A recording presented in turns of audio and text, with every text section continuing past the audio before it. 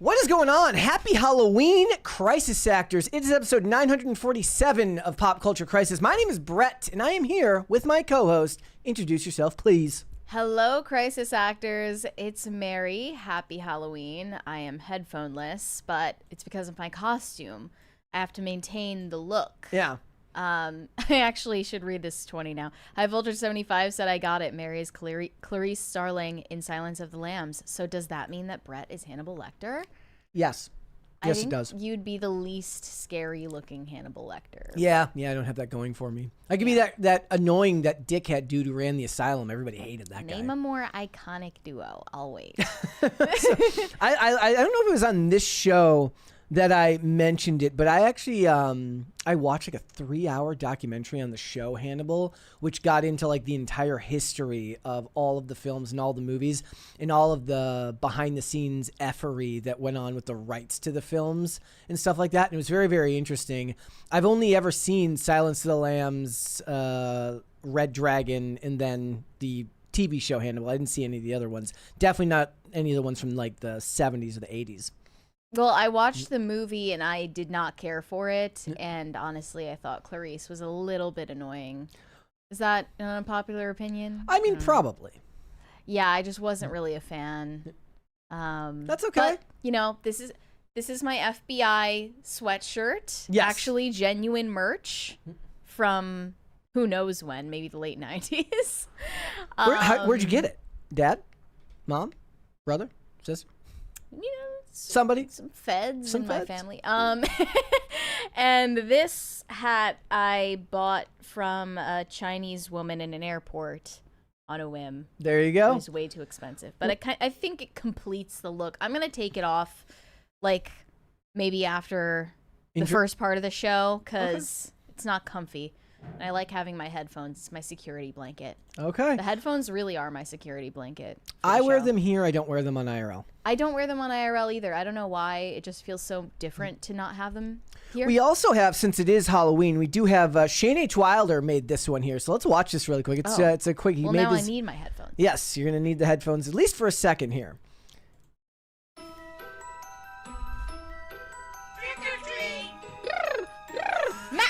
Okay, I didn't remember it being that scary.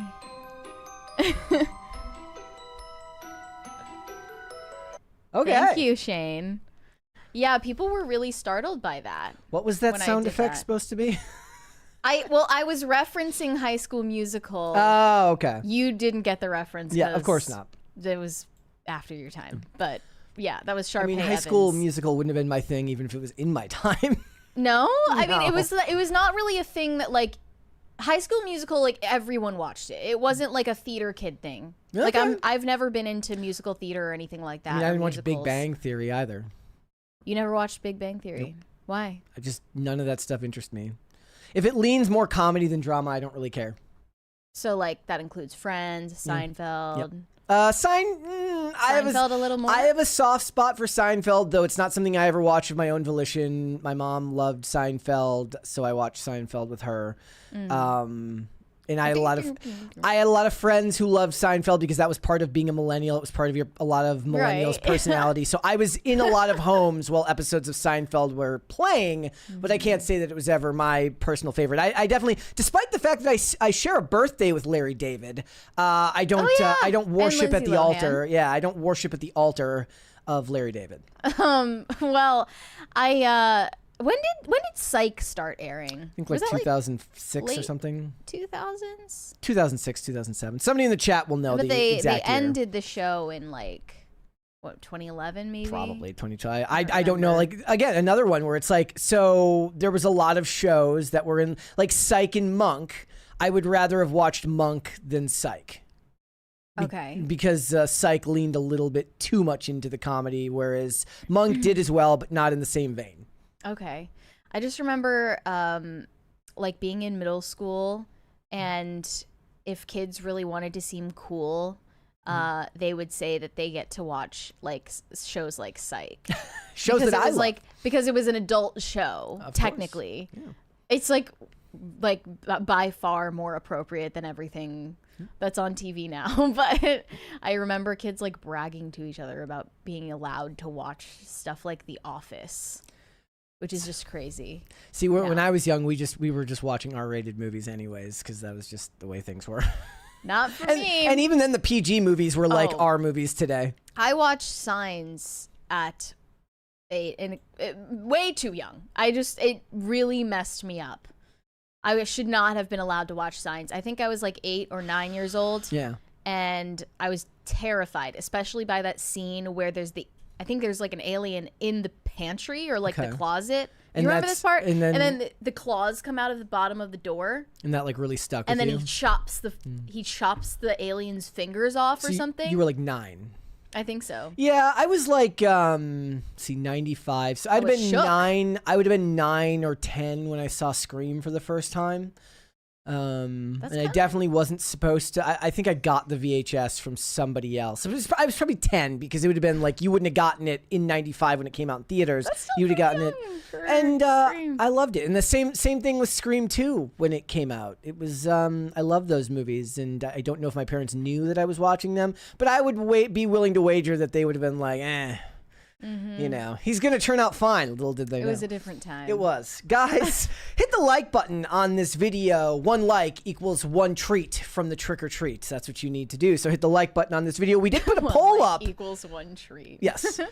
We did put a poll up, ladies and gentlemen, asking you, do you prefer trick or treat or trunk or treat? I believe right now trick or treat is winning handily, but you can make your voice heard right now there in is the a poll. Correct answer. And you can send in your super chats if you'd like to defend your position on whichever one it is that you would prefer. Like I said, share the video out with everybody that you know. The more people that you share it with, the faster this channel can grow. I do want to give everybody another reminder that tomorrow, PCC Weekend Update number 2 will be coming out at 5 p.m. on all audio platforms. I got into way more stuff than I thought I was going to this week. It's like an hour and 30 or an hour and 45 minutes long. So it's just a lot of me yapping about everything from the Scream 7 backlash to the red flags for Amazon's James Bond series, Taylor Sheridan leaving Paramount, and a whole bunch of other stuff. Shelby Oaks backlash from Chris Stuckman, all that stuff. I think it's pretty good. So go ahead and check that out tomorrow on Spotify. Also, Mary has coffee. Yeah, spooky I have coffee. And I just learned last night that if you have not gotten yourself a bag of Mary's Ghost Blend already, you should go to castbrew.com and purchase it with a discount code for Thanksgiving. It's Turkey20. You get 20% off. There you go. I guess that's as of yesterday. Maybe until Thanksgiving. I'm not sure when it ends, but I guess that's more reason to just head over there now. Tim's like, the 20% comes out of your royalties. Right. Maybe. I hope not. To an extent, I don't know. Okay, so guys, we got a bunch of stuff to get into today. Sharon Stone was at. Let me roll that back. Another day, another women's conference going on in the world somewhere. Yes. Sharon Stone was at one of those women's conferences, and she was defending Sydney Sweeney's ability and right to dress like a slut, and that's okay because it's 2025.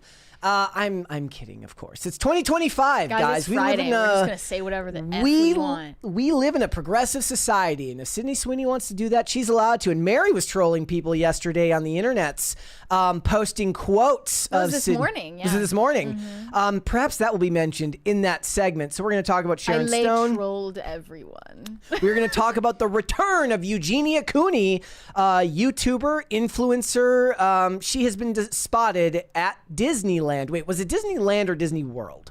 I believe it was whichever one is in California because she lives in California. Which one is that? I think it's Disneyland.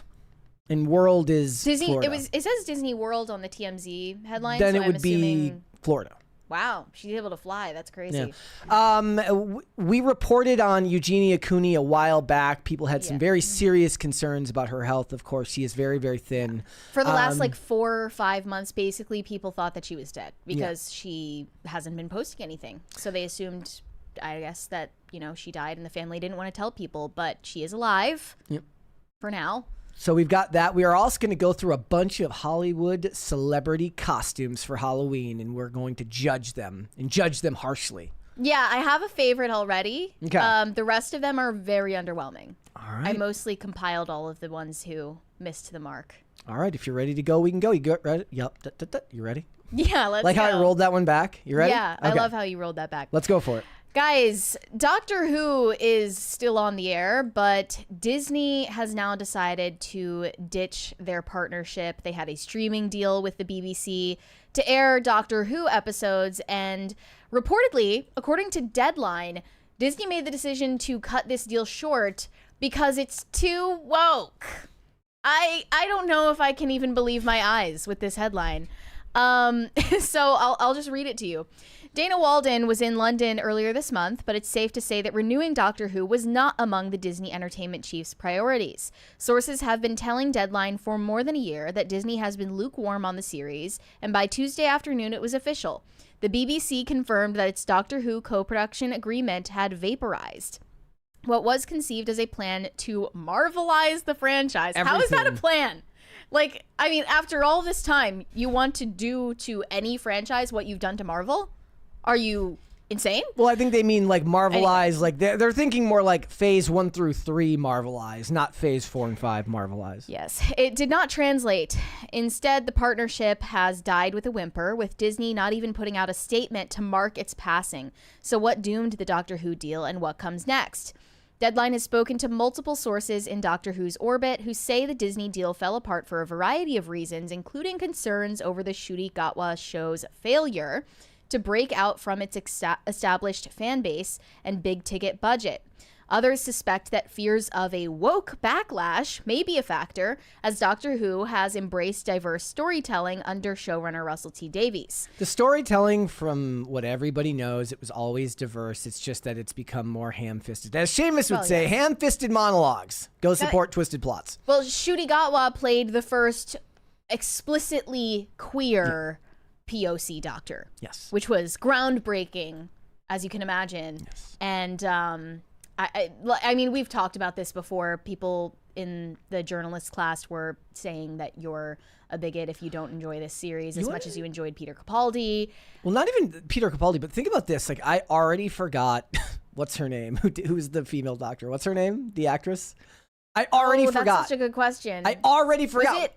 Did it start with a J? I don't know. I don't remember. Hold on. The point I'm going to find out. And the funny thing is, she was great in, it wasn't Grace Point, but that other Jodie Whittaker. Jodie Whittaker. With a J. So, already forgot. Nobody cares. But what do people remember? Eccleston. They remember many of the others. Obviously, David Tennant is a huge one. He's the one that they drag the corpse of the David Tennant Doctor back anytime they need to spike a rating. I loved Doctor Who in that revival period, starting with Eccleston. I think he would be my favorite.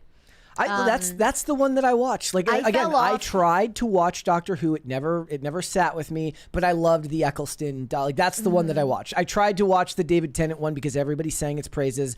Again, it was good. Most science fiction like that isn't really for me, but I really enjoyed Eccleston's performance. And it's just funny too, because Eccleston, that was a lot of people's first introduction to him as an actor. But I remember him from back in the year 2000. He was the bad guy in the movie Gone in 60 Seconds. Okay. So whenever I would see him in Doctor Who later, I was like, because I didn't watch Doctor Who as it aired, I saw it much later. I was like, oh, that's weird. Well, I like that with his version, with his portrayal, they leaned into the fact that the Doctor is like an alien being, not a man. And he wasn't super emotional. He wasn't a romantic character. And it was just a charming artifact of like 2000s British TV, There's a 20 there, which I remember fondly. Pop Culture Junkie said, Mary, you look like a former news photographer friend of mine. Quit the biz to join the FBI. Tried and failed twice. Got in the third time. Showed up at the station post Quantico with a Glock and a badge. We were all so proud of her. That's actually a really wholesome story. But also a story about the pipeline between the media industrial complex. Yeah, but at least she went at least she went front facing and she didn't become a spy. Right. Yeah, she could have stayed as a journalist. In fact, while working. Usually you have to worry more about somebody who starts out in law enforcement and then becomes some type of consultant for a media company. That's way more nefarious. But yeah, I remember the revival seasons of Doctor Who very fondly from like middle school. And that got a lot of young people interested in the franchise who would have otherwise never heard of it. And I fell off while they were still running the Peter Capaldi Doctor. So I wasn't even around for the gender swap. But I'm going to continue with the Deadline piece. It was pretty apparent from early on that this wasn't for the long term, says one former Disney executive. Everyone got the impression that it wasn't doing what it needed to do on Disney Plus to be sustained. The writing has been on the wall for ages. There has been a complete lack of enthusiasm over at Disney. Failed to chart on both Nielsen and Luminate streaming charts. No entries. An Zero. executive at BBC Studios said it never felt like Disney were making much of a deal about the series, which I guess they mean that it wasn't marketed properly. We can't just blame Disney for this, okay? And then there were worries that it would not sit well with MAGA supporters in Trump's America, and that contributed to the decision as well. I don't know how far-fetched that sounds. I mean, does that sound like something that would actually come out of the mouth of a Disney executive? In today's day and age, yeah. Now it does feel like they're, I don't know if they would say those words, but they're worried about how the public is going to react. And, you know, we've seen that with the way they've changed the animation in some of these movies and the way they seem to be shifting production. I don't think that that's hard to believe. AV Club is pissed. Oh, I have no doubt whatsoever. The show's budget between $8.5 million and $8 and $8.5 million an episode. That's as much as 16. The actual quote from Deadline, it says, one well-placed industry source said that Doctor Who became, quote, too woke for Trump's USA. And this was a factor in Disney's minds when it came to a renewal of their deal. Well, yeah, and plus it's the thing. It's a production deal. It's a producing deal. They don't even like stuff they don't own the rights to, anyways. AV Club says, in an era where diversity, equity, and inclusion initiatives are getting slashed and Jimmy Kimmel is being pulled off the air, it's not a stretch to imagine someone at Disney had qualms about a show so unapologetically queer and inclusive. But too woke is not a criticism that showrunner Russell T Davies was willing to entertain. He said, someone always brings up matters of diversity, and there are online warriors accusing us of diversity and wokeness and of involving messages and issues, and I have no time for this. I don't have a second to bear it, because what you might call diversity, I just call an open door. Okay, here's the problem, and this comes up a lot in the segments that I cover, which is that you can only expect these companies to subsidize your niche art for so long.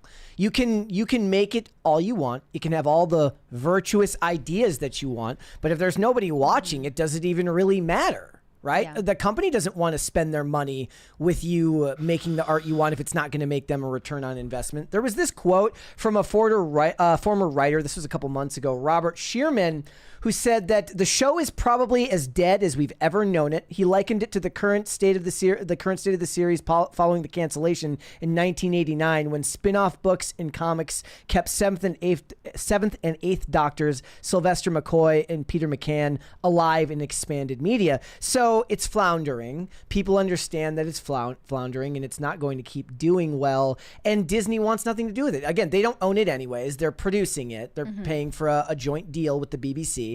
People don't know what's going on with the series anyways after the most recent regeneration, which doesn't actually make any sense. Yeah, so Ncuti Gatwa is not attached to Doctor Who anymore, but the regeneration shows the Doctor Rose Tyler take on the appearance of former companion Rose Tyler, played by Billie Piper, with Christopher Eccleston. So I don't know, like, the Doctor just took on the appearance of the companion, or is this actually Rose Tyler?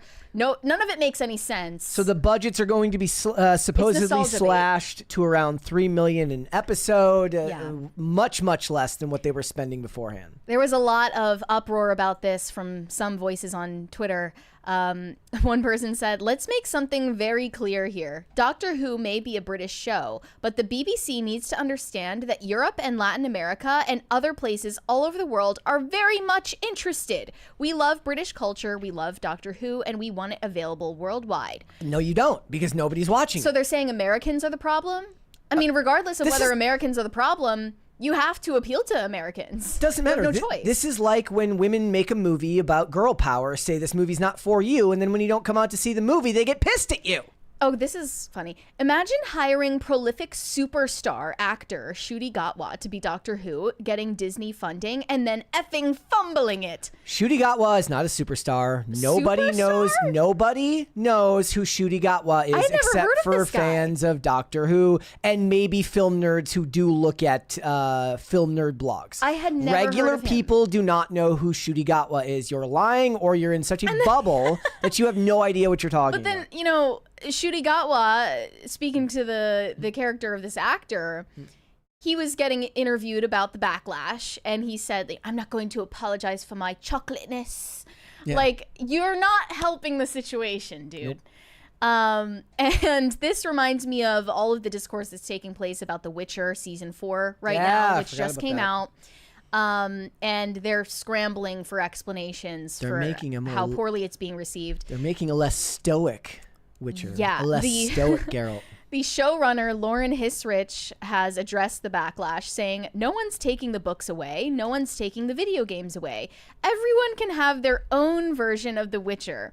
And they also did say that this portrayal from Liam Hemsworth is going to be more emotional than Henry Cavill's portrayal. They say he's a little funnier in this season. He's a little more dry. He's also a lot more emotional. He's going through a lot of different things than we've seen in the past. And this is something that I was talking about with you earlier off air. They made, I mean, I was just shocked at the amount of stills of Ncuti Gatwa as the Doctor where he is in tears. Yeah. That's not the Doctor I remember. Yeah. Like, I don't remember this super emotionally affected, weepy character. And similarly for The Witcher, that makes no sense for the story. So I have to try to be consistent here, because those comments there, I don't like them, but mainly it's because of what they did to Henry Cavill. But I remember not having a problem with what Bella Ramsey said when they were asking her about this at the end of the season 2 of The Last of Us was already out. And she said, there's nothing I can do about it anyways. The show is out. There is nothing that can be changed or altered. So I'm like, there's not really any point in reading or looking at anything, she said during an appearance at the Awardist podcast. People are, of course, entitled to their opinion, but it doesn't affect the show. It doesn't affect how the show continues or anything in any way. They're very separate things, so I just really don't engage. And she said, you still have the video. I says, you don't have to watch it. If you hate it that much, the game exists. You can just play the games. I actually, I was fine with that. I remember that didn't bother me. You got a lot of backlash for even saying that comment was defensible. Somehow that to me is less annoying than, maybe it's because she's the star, so she's the face of it anyways, whereas it's like the showrunner for the Witcher that's doing this, but she's just she is just doing her job, right? And They is just doing their job, and it didn't bother me. And I thought that was a perfectly reasonable response. And the Witcher one somehow comes off more nefarious, though I don't have a logical argument as to why. Only because of the context that we have about the showrunner, and her fighting clandestine plans to oust Henry Cavill. Yeah.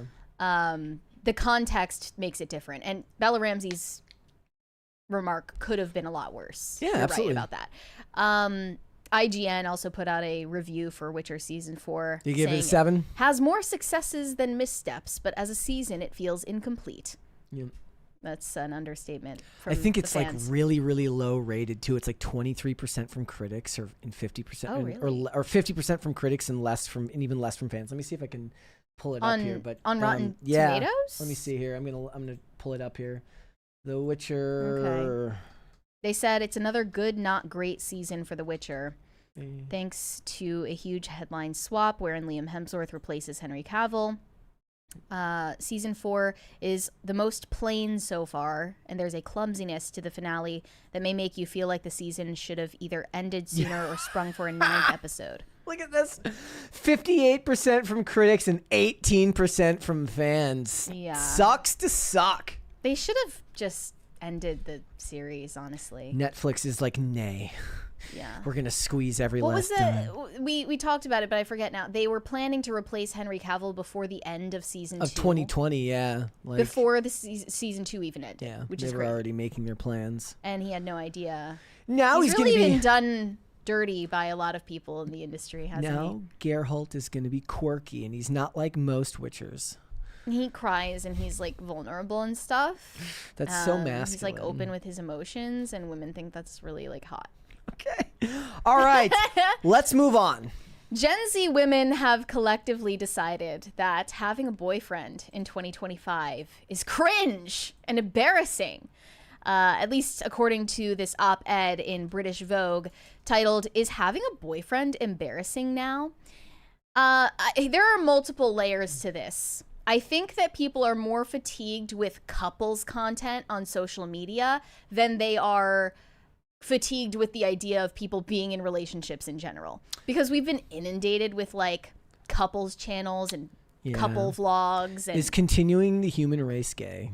Like, I think people are annoyed by someone making their entire social media presence about their relationship and relationship content than they are annoyed with people being in relationships. That's my charitable take. Yeah, because it's like you're taking something that's very human and turning it into some type of dog and pony show. There is also an aspect of this credited to heterofatalism. So here's the beginning of this article. If someone so much as says my boyfriend on social media, they're muted. There's nothing I hate more than following someone for fun, only for their content to become my boyfriendified suddenly. This is probably because for so long it felt like we were living in boyfriend land, a world where women's online identities centered around the lives of their partners, a situation rarely seen reversed. No way, man. I'm the wife guy here. Are you kidding me? That's BS. I mean, I can't even think of an example where that's happened with a female influencer. It's usually just you're introduced to influencers whose brands are intertwined because they're in a relationship. I mean, this is this like Lana Del Rey? I mean, that isn't even like comparable because first of all, she's married, but second of all, she's known for her songs, you know, not for being a lifestyle influencer.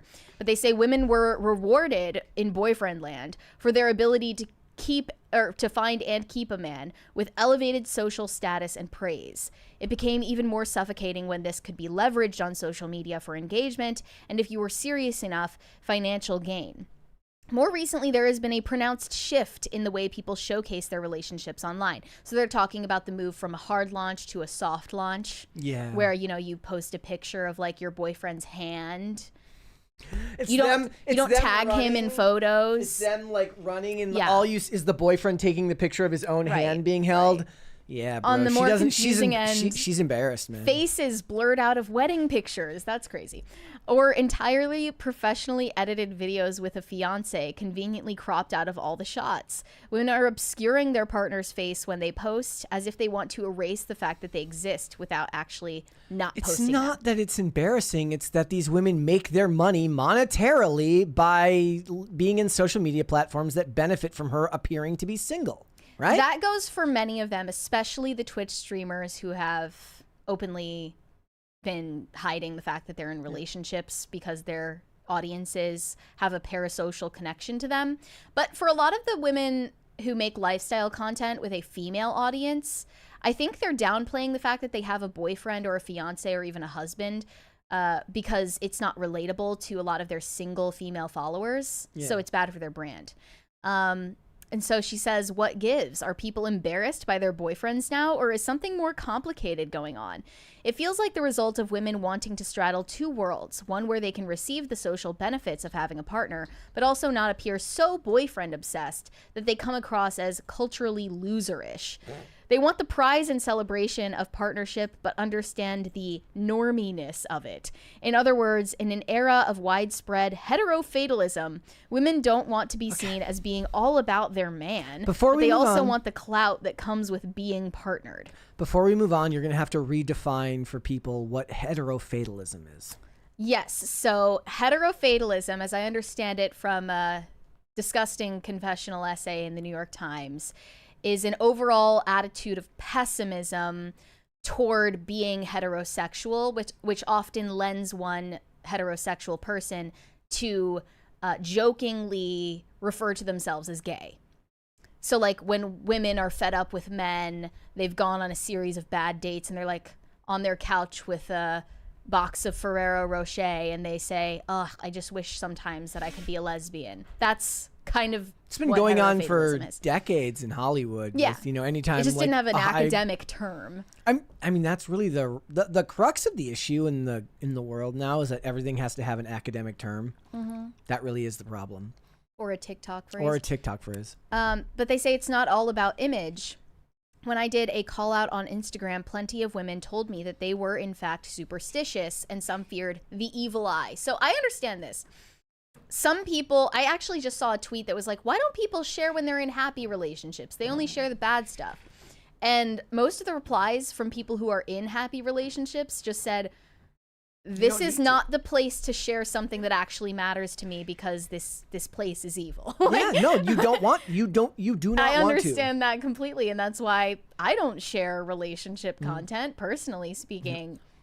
There is no way I'm going to introduce that level of personal information to Twitter, of all places. Even though I am married, we do not make like posts together or anything like that on social media platforms. Like it can go wrong. I'm not going to. I don't really want to invite like the worst person to share their opinion constantly about my private life. Yeah. So public, and I am the wife guy here, but even I know that there's like a limit, and I'm always shocked by the people. Now, there are channels that are so baked into positivity where they don't go into detail. Like there's a lot of them, like they're the type of channels where they do like couples channels and they do maybe like videos around the house, or a lot of them is like shorts where they play games together. Right. Yeah. Those ones, like you're gonna like that's passerby content anyways. You don't really have to worry about it. But that doesn't mean it can't go wrong in some other way as other people grow weirdly parasocially attached to you.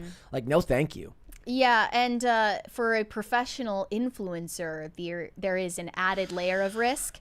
If your relationship ends and then you have to erase all the evidence of this person off of your page and people are going to be asking you questions about it, it's just like maybe best to wait at least until you're getting married. But they say there is an overwhelming sense from single and partnered women alike that regardless of the relationship, being with a man was an almost guilty thing to do. So I want to show this clip from the Delusional Diaries podcast and hear from them why they think having a boyfriend is low-key lame now. All 3 minutes? Just the beginning is relevant. A female made a joke with... This is not what I mean. The Instagram clip. This one This one, yeah.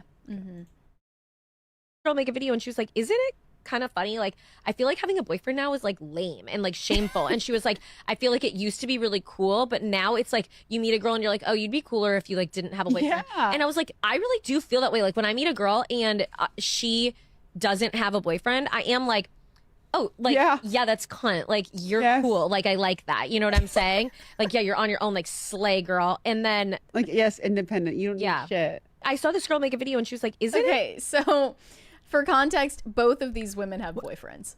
Yeah. Both of these women have boyfriends, and they're cheering on women who are single.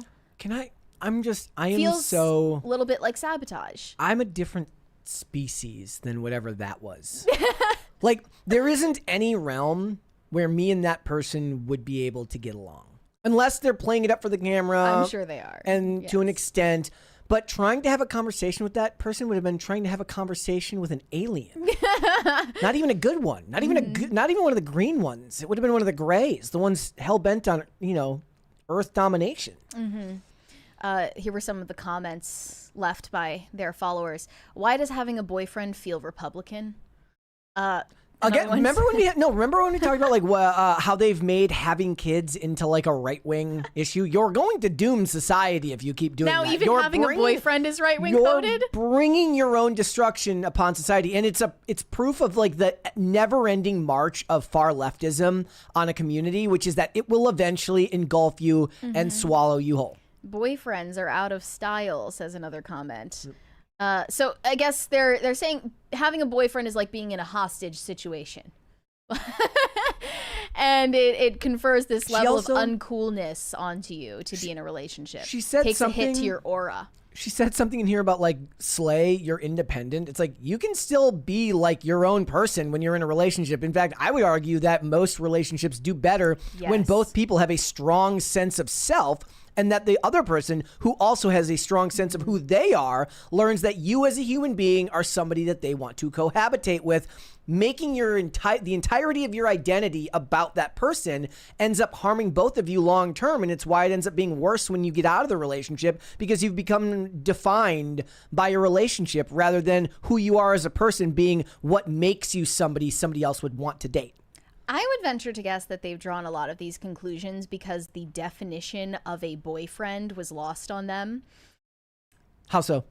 I mean, you're right. When you're in a relationship, when you're dating somebody, you are still, at least in my point of view as a Catholic, you are still a single person because you're not married. And when people started conflating all relationships with the level of commitment that you'd only expect from marriage historically, of course, then it would seem like it's something that handicaps you or maybe melds your identity into another person. Is that kind of coming to the discussion we had about like you should like you can be approached as long as it's before your wedding? We had like a discussion. That's a hot take of mine that a lot of people don't like. I remember that. I mean, I think that my take, to clarify if you haven't heard it before, is just that unless someone is married and you're in a situation where you think they're not with the right person, like you have free reign to like shoot your shot. Okay, so it might not pay off, or it might pay off. So do you think of that as like an old school belief? Yes. Okay, that's interesting because that is something that movies used to do all the time. They would never paint the person, now not even in situations necessarily where the guy she's going to marry is necessarily a bad guy, but this guy just thinks that he's liked her his whole life, or he's longed to be with her. And whenever I would watch those movies, I would be like, bro, she's in a relationship. Like, you're kind of a piece of shit. But you're saying that like that's not necessarily true, because the level of commitment for marriage should be seen as different than that of somebody who's just okay. Yeah. That's I think interesting. if people that might be one of Hollywood's oldest school ideas, but I don't think they think of it that way. I think they just don't care about boundaries. Right, and that's a whole separate conversation. I think that a lot of people say this about the Titanic movie. Like, that was exactly what was going through my head. Movies have really conditioned women to think that immature or emotionally unavailable or sort of incompetent men are desirable because it adds more excitement. That's a separate can of worms there. But for the aspect of boyfriend content, though, I totally understand that. Like being fatigued with seeing too much content from an influencer about their relationship. It seems, they say audiences are icked out by seeing too much boyfriend content.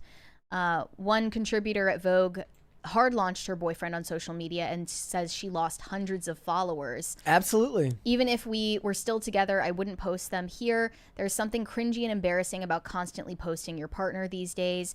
There's a part of me that would also feel guilty for sharing my partner constantly, especially when we know the dating landscape is really bad at the moment. I wouldn't want to be boastful. So there's also like a self-effacing aspect of it where it's like you're lording over your happiness on all of the sad single people.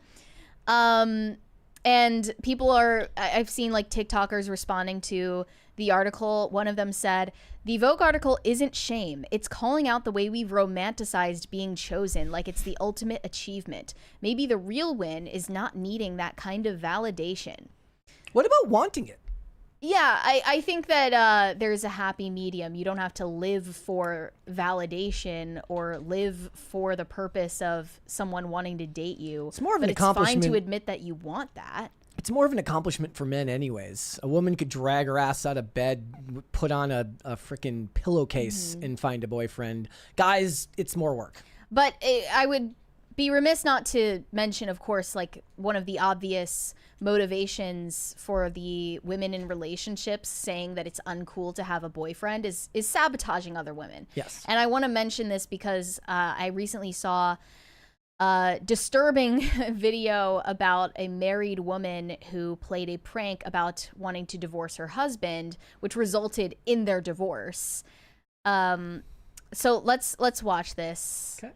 The whole video, it's about 3 minutes long. We might cut it off. Okay.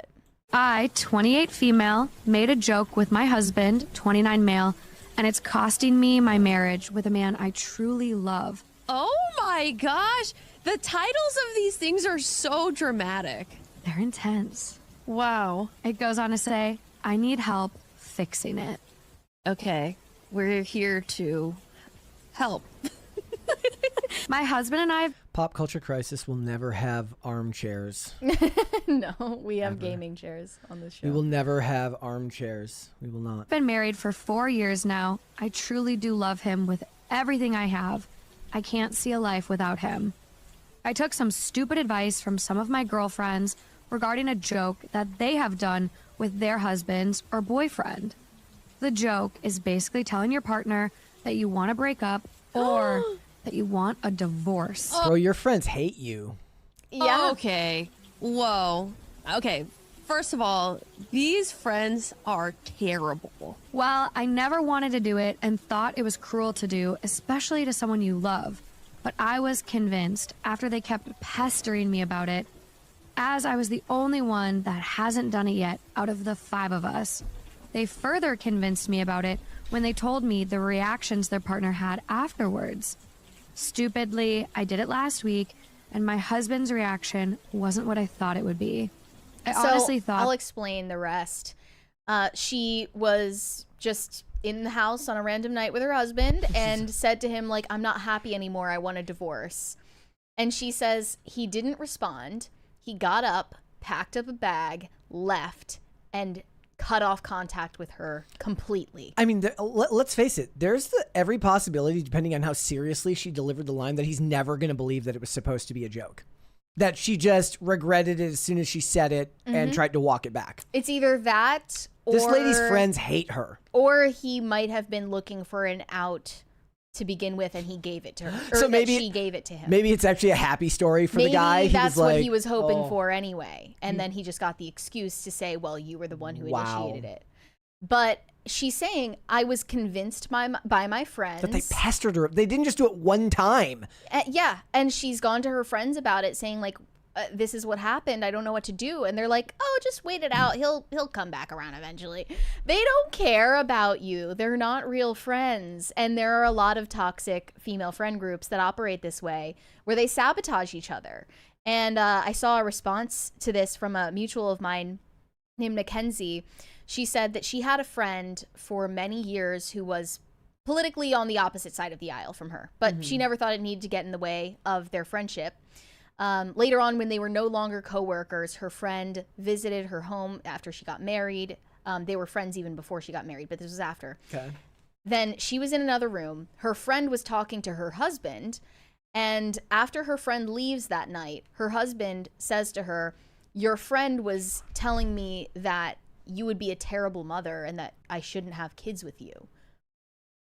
So then, obviously, after that, the friendship was completely cut off.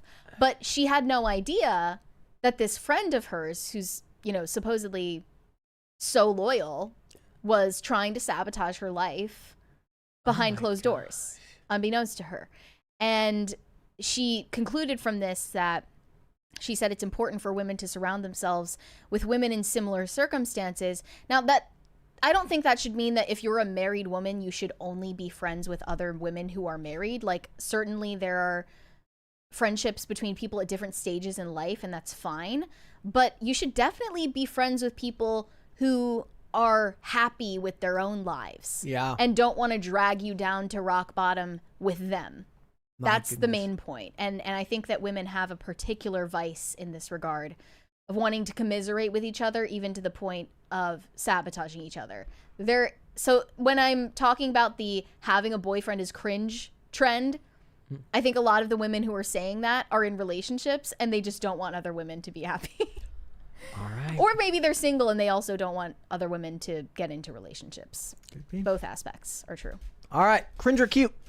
Well, before we get to the cringe or cute, I am going to take off my FBI hat because this is sensory hell for me. My hair is about to be a whole situation. I got it. We're good. Okay. I can't tolerate it anymore. I'm not a hat person. Not a hat person. Somebody in the chat said that the hat is generic. The sweater is PT, like real issue. Oh, is it? I'm guessing that it is. I think this is actual official FBI merch, not bootleg. This is name brand from the FBI Academy. Cash Patel is gonna come in and he's like, I need that back. Cash Patel is quaking. Or he's your boss and you're secretly a Fed. No. Of course I mean, not. if I were a Fed, don't you think I would be like doing a political podcast? Probably. Yeah. All right. Oh, I mean, no. You can trust me. Yeah, like ears are open everywhere. All right. So cringe or cute of the day? Let's see the cringe first. Okay. Cringe first, guys. This is a Taylor Swift cringe. I also want you guys, again, right now, in the chat, trick or treat. Which one? Do you want trick or treat or trunk or treat? Right now, trick or treat is winning with 83%. Oh, do we have a 20 that I missed here? Did we? I don't think so. But If we did, I didn't see it. Okay, it might be in my imagination. Never mind. Okay. This is a Taylor Swift cringe. Tell you a very important lesson that I learned along the way. Would you like to hear the important lesson? Is that a golf club? It's her microphone. Boys, you should don't say I didn't more.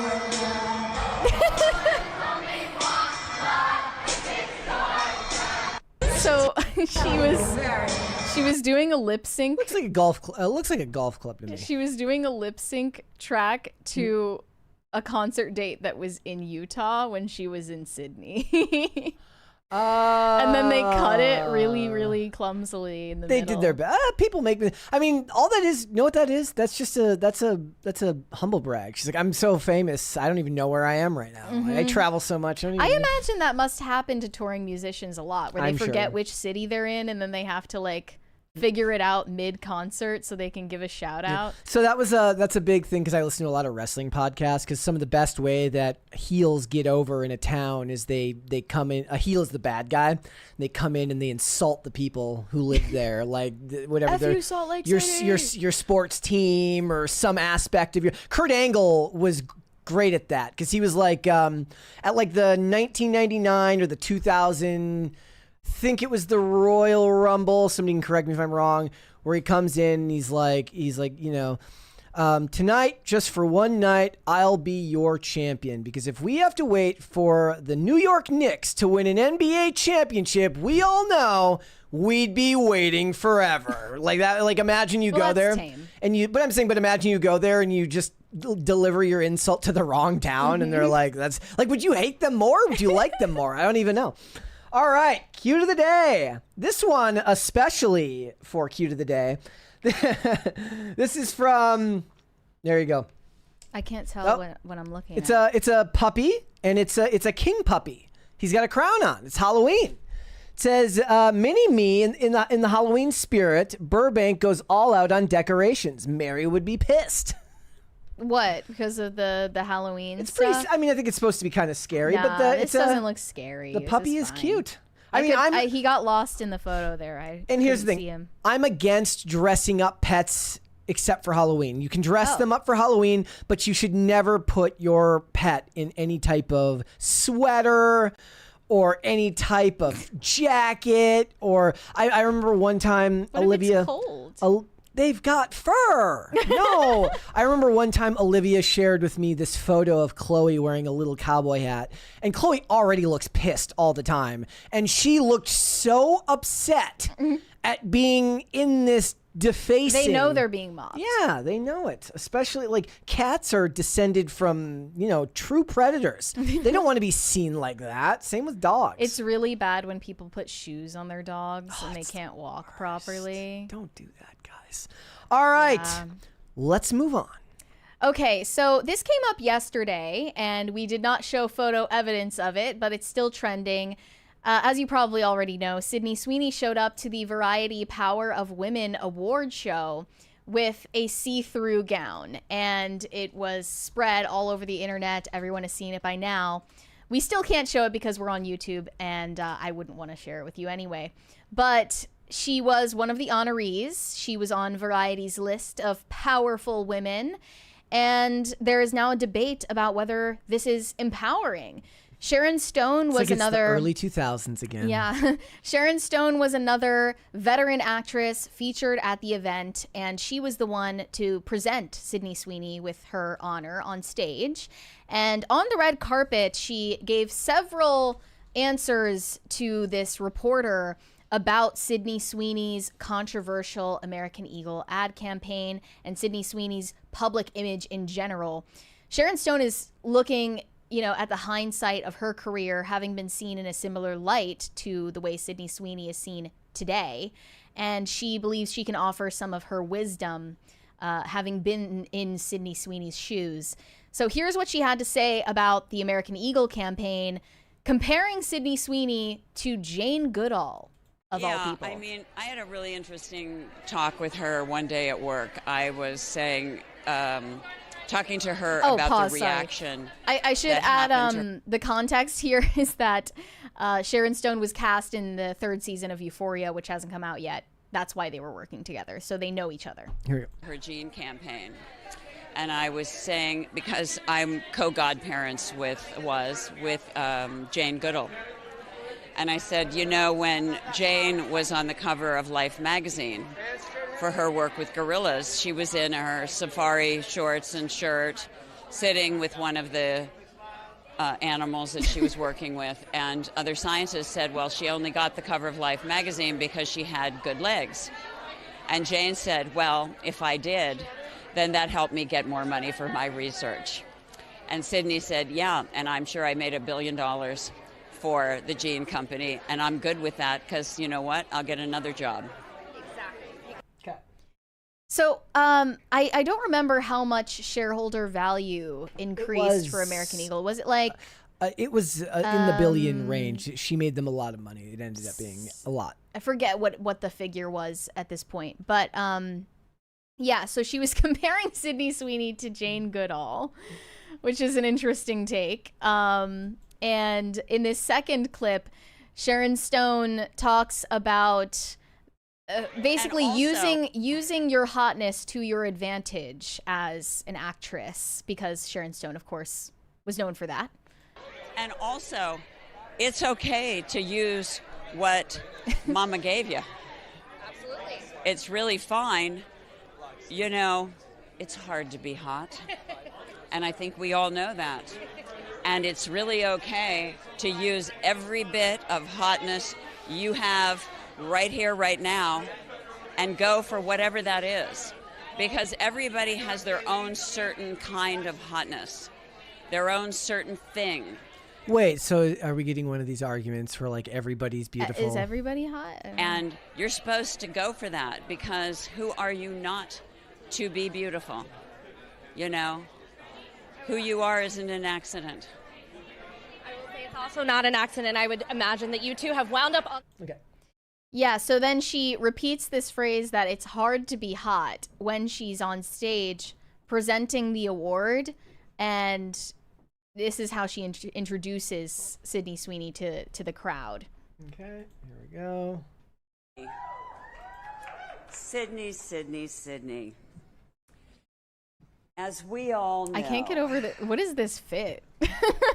She looks like she's in one of those like milk cartons that you got when you were in elementary school, like the paper milk cartons. It's hard to be hot.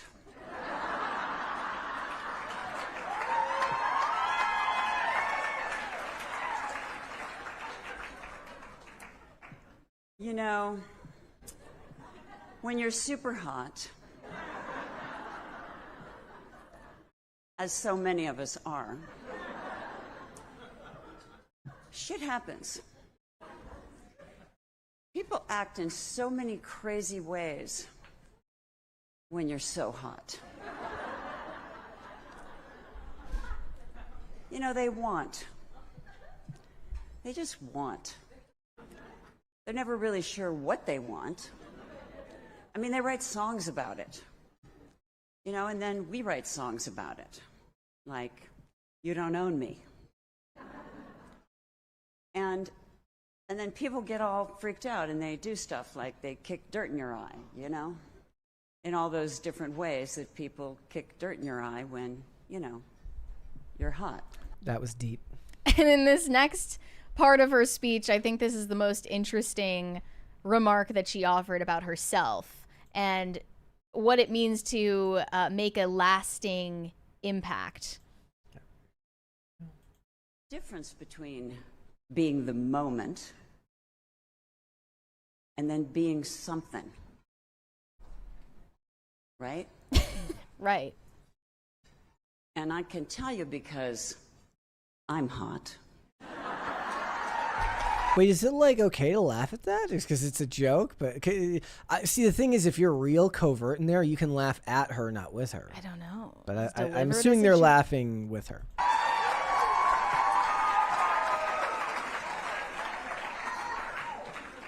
Because I'm no longer Sharon Stone, as you may have noticed.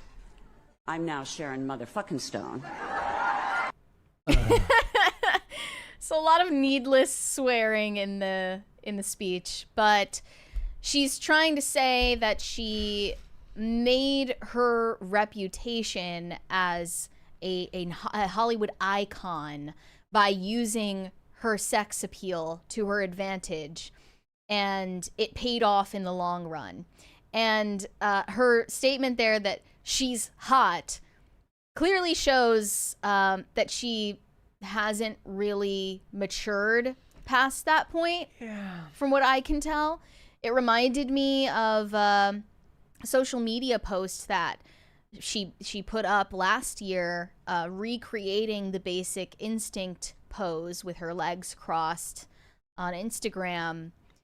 I mean, I remember at the time, Brett, you had choice words for her. What did I say? Wait, can you just pull that up again? Just pull that up again and just open that after pic. Okay, yeah. That was Sharon Stone last year recreating Basic Instinct. And at the time, you said that you found this incredibly embarrassing for her. Yeah, I do. Like, just why? I mean, she is 67. I don't know. I don't. I mean, I think all of that is. I think the overt leaning into sexuality when you hit a certain age, where the entire point of it is that you're older, is cringe. It's not to say that you can't do something where it's like if you're in really good shape when you're older and you are into fitness and stuff like that, that's one thing, but that's not the same thing as leaning into sexuality. But if I'm being honest, the Sharon mother effing Stone was more embarrassing than what I just watched. That was really cringy. More embarrassing than the Basic Instinct post? It is. It is. Why? There's just like a sense of bravado there that like I literally could see cobwebs coming off her and she's shouting with some type of lame bravado. It was lame. Well, I bring up these clips of Sharon Stone to illustrate a larger point. And this is actually fitting for our conversation earlier about women sabotaging other women. I think this is an example of that because when you lean into sex appeal to the point where that's what you're known for, that's your brand, this is the logical conclusion of that. Yeah. If you don't pivot. Yeah. That's really what I'm trying to say is that's all you're going to be in anyone's minds. I mean, okay, so how about this? I never think of like, despite the fact that Jamie Lee Curtis was like a sex symbol when she was growing up, I don't think of her. Was she? Yes. I wasn't around. I don't know. I mean, yeah, okay. I don't think anybody's thought of her that way in a very, very long time. And she's older, I think, or than Sharon Stone, or around the same age. She's at the same age as Sharon Stone, yeah. I mean, for instance, she became the face of Activia. She's like, okay, my sex symbol days are over. I'm now the face of geriatric yogurt. That's okay. Geriatric yogurt. That's a good point. Jamie Lee Curtis actually did the pivot. Yes, you can be the face of like a strong digestive system and not be the face of probiotics and not be the face of like dusty underwear. She did the pivot correctly. I don't know. I obviously I don't have the context here, but did Jamie Lee Curtis really lean that heavily into being a sex symbol? I mean, I think at the time. I mean, it's before my time too, but I know that at that time there was a certain type of person of woman who got hired for those types of movies. and you were expected to look a certain way. So And yeah, she was the type? I mean, I people in the chat can back me up here. Like she would have been in many of the women of that time period. You would think that they would learn to pivot later, because I don't remember the True Lies scene. That's from Not That Jon Stewart. But like that's just maybe the male. I was trying to think of the male corollary. Okay. And yeah, unfortunately, I don't think that it passes muster, where I don't think it's as cringe for the men, but it can be. And I'll tell you what that is. I was trying to find, because you know me, I'm always trying to be fair. I'm not trying to single out the ladies here. I guess the male corollary for this would be when they get too old as action stars, and you've got geriatric Liam Neeson trying to be a badass.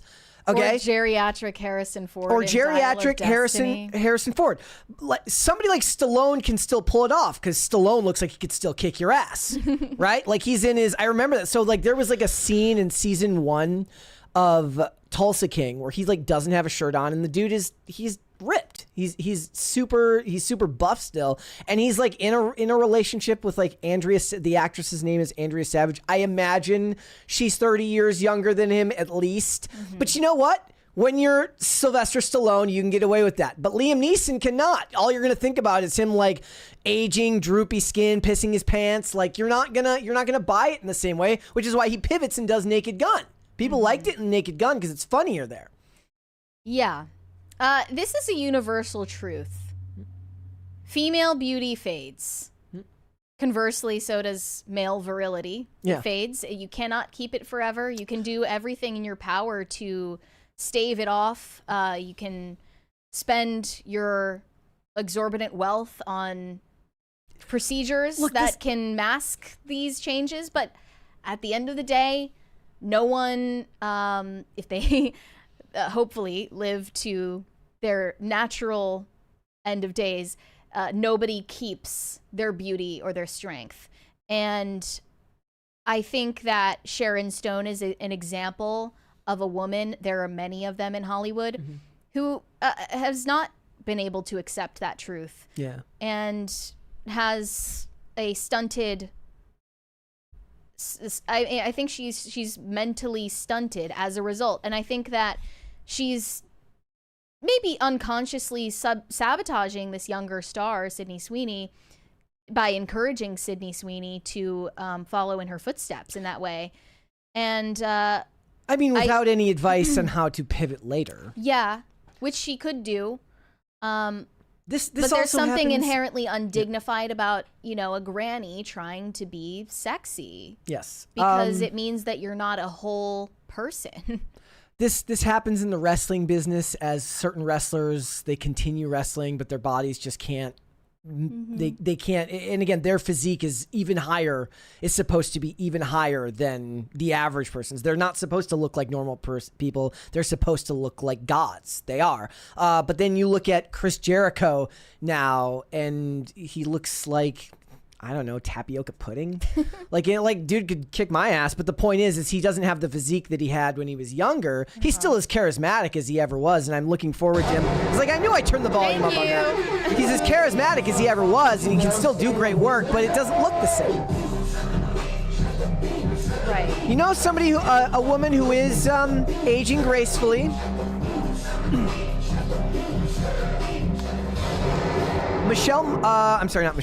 Bridget Monahan was a model when she was younger, grew into being a serious actress. She was on Blue Bloods for like the last 15 years. She played John Wick's wife, if you're looking for... She's the reason for the whole first movie. She's the one who buys him the dog after she dies. But the point is she's aged very gracefully. I watched, she was in something recently, and it doesn't look like if she's getting work done, it's very, very...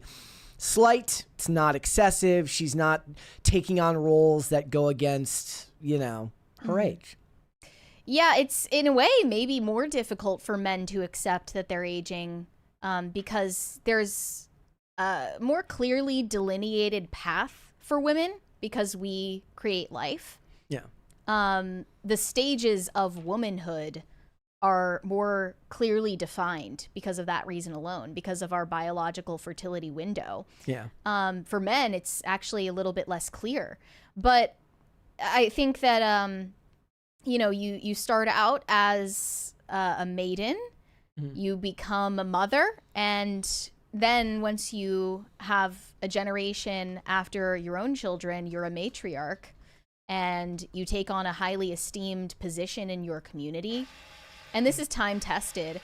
But this is a cycle of life that Hollywood women have universally almost rejected. Yeah. And I think that it's an incredibly dangerous thing to, and I don't think she's doing it intentionally, but to encourage a younger woman to follow in your footsteps if you're Sharon Stone. Yep. And do we have a 20 here? Yeah, 20. Let me find that. From Not That Jon Stewart. Super chat won't let me describe the scene. I can't figure out why. The hotel scene. I think it was I think YouTube, like, it's a strip tease. Oh, okay.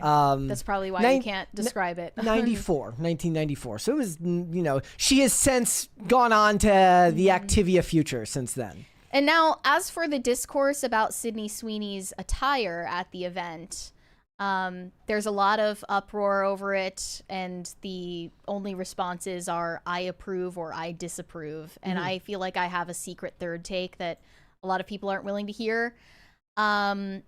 Obviously, I don't think that it's respectable to display your areolas to the entire world under any circumstances. Doesn't matter if Lizzo is doing it, doesn't matter if Sydney Sweeney is doing it. I don't think that's a respectable thing to do. Yeah. And that's because I'm a conservative. And I guess this is clarifying that a lot of people who profess to be conservatives are not actually in reality. And that's fine. Actually, I'm fine with them being liberals, but I would like to make the terms clear and accessible to everyone so we can have a clear conversation about this. I think that I have my best guess as to why self-styled conservatives are celebrating what she wore to this event. My best guess about that is that the left leaned so far into being defiantly unsexy and ugly, like just celebrating ugliness, that essentially limitless sexual license has been adopted as anti-woke, and I think that's stupid. I mean, part of that is also there's probably a lot of people who fall into that category that aren't conservatives. Like, sure, maybe you click on some of their profiles and it claims that that's what they are there, but a lot of it's just that you're part of the big tent now over on the right, because the Overton window has gone so far to the left that it's left everybody else kind of undefined in what they are. And it's not necessarily that they're conservative, it's that the people who don't like them would call them that. I'm just saying, if you are the type of person who would prefer to rewind back to 2005 feminism, that's fine. We can have a conversation about that, but let's put all our cards on the table. That's feminism. That is still feminism, and feminism was always going to follow the same path. So you didn't have the ability to pause at sexual license. It was always going to become people chopping their tits off and the abolishing of gender. That's always where it was going to head. So you might prefer how things were 20 years ago, but if we actually did rewind back 20 years, we would just end up in 2025 again. And it's Maybe very you're clear okay to with me, that. at least, that Sydney Sweeney is a 2005 feminist. And there are a lot of other 2005 feminists, or perhaps 90s liberals, people, and I mean that by people who adhere to liberalism, the ideology, who think that this is right-wing coded or conservative, and it's not. And I've cited a few things that Sydney Sweeney has said in interviews in recent years to demonstrate that point. I posted it with a picture of Emily Ratajkowski, an avowed feminist, holding up her memoir, which is titled My Body. And I wanted people to think that these were quotes from her. Here they are. I'm not ashamed of my body. If I want to do a nude scene, that's my choice. Taking that away from me isn't empowering, it's controlling. People love to police women's bodies and choices. That's the opposite of feminism. If a man did the same, no one would care. One of the questions I get is, are you a feminist? I find empowerment through embracing the body that I have. So when I posted this as quotes from Emily Ratajkowski, I got a ton of replies that were basically calling her an idiot, calling her a whore, saying that she's prattling on about empowerment, and she thinks that taking her clothes off is a form of empowerment, and that's stupid. I completely agree with all of those takes. I'm just saying it wasn't Emily Ratajkowski that said it. It was Sydney Sweeney, and demonstrably she is a liberal feminist. She's just a sex positive feminist. So you might be confused about what feminism is or what it means. It didn't show up 15 years ago. We've been on this track culturally for far longer than people realize. I mean, I do think a lot of people would have been okay with going back to the idea of that type of feminism because it's not centered around men being bad. It's centered around her body being good. Well, I think it's actually centered around men and women being the same thing, which they're not. I think that's really what it stems from. And if we're being real, it's because birth control flattened sexual differences and made women able to conduct their sex lives in a way that a man would, non-committally. So as soon as I clarified that these are quotes from Sydney Sweeney, I got a bunch of responses that were like, well, actually, it's kind of really profound what she's saying there because, and like, you know, you can explain it away however you want, but this is liberalism. And if you're a liberal, that's fine. I guess we don't have much in common, but I'm not that. So that's why I would object to her decision there. Okay, let's do some super chats. Shane H. Wilder said, happy Halloween, Brett and Mary, or should I say the Fed. I left y'all a 14-second Halloween short. Fed Mary will probably have me put on a list for it. Probably. Oh, don't worry. You're already on all of our lists. Yeah, I Voltage 75 said, happy Spoopy Day. Oh, no. You're already pissing me off with the spoopy stuff. Straight to jail. I can't stand it. Rural Conservative said, I wear headphones with a hat all the time. Well, good for you. Okay, it's just, I'm not able to do it. I was like asking you earlier, like, how do you do this, Brett? I can't have all of this equipment on my head. Yeah, I mean, that was actually one of the reasons I stopped wearing hats because not only that, I had the glasses too. Yeah. So I was like, the show's over. And I'm like, Mr. Rogers. I'm like. So like PCC history, I think that when I visited before starting this job, I still had glasses. I didn't have contacts yet. And I forced myself to learn how to put in contacts because of this job. Yeah. I don't think I would have forced myself to do it. More committed than me. Otherwise, but yeah. I actually think now that I have to keep the glasses because it's part of like the image. Your brand. It's part of your brand. I never wear them on IRL because I get a migraine. I get a migraine in that studio anyways. Yesterday when I was doing if anybody here's in the Discord, I did like the pre-show on the Discord. And the whole time I'm like, because the lights are so freaking bright in there. I don't get that. I don't get migraines from the lights in there. Maybe I just roll my eyes too much. I don't know. Maybe you need a new prescription. No, it does not happen anywhere else. Okay. It only happens there. I like our lighting a lot better. Yes, absolutely. Personally. But yeah. Shane H. Wilder said, Tennant was my doctor, and I cringe at them bringing him back all the time. It goes him, Tom Baker, the fourth doctor, Chris Eccleston, and then Matt Smith. I think Eccleston is my favorite. I enjoyed Tennant the second best, then Matt Smith.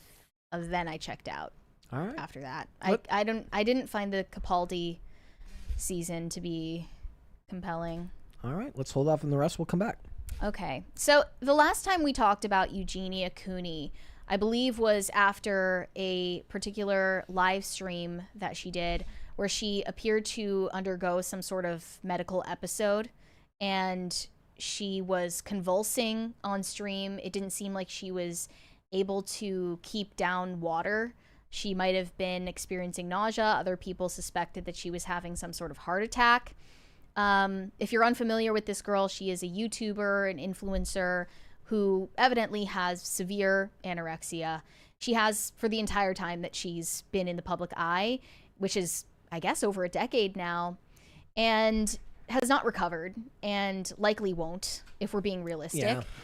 She doesn't really have a fan base. She has a following of people who are kind of after the spectacle of watching her in this dilapidated state. It's very sad. It's scary, honestly. It is scary to watch. And I just wanted to show that clip that we were reacting to some months ago. I believe this was in May of this year. This caption says, "This newest live from Eugenia Cooney scares me. She was scared and couldn't sit through the symptoms this time.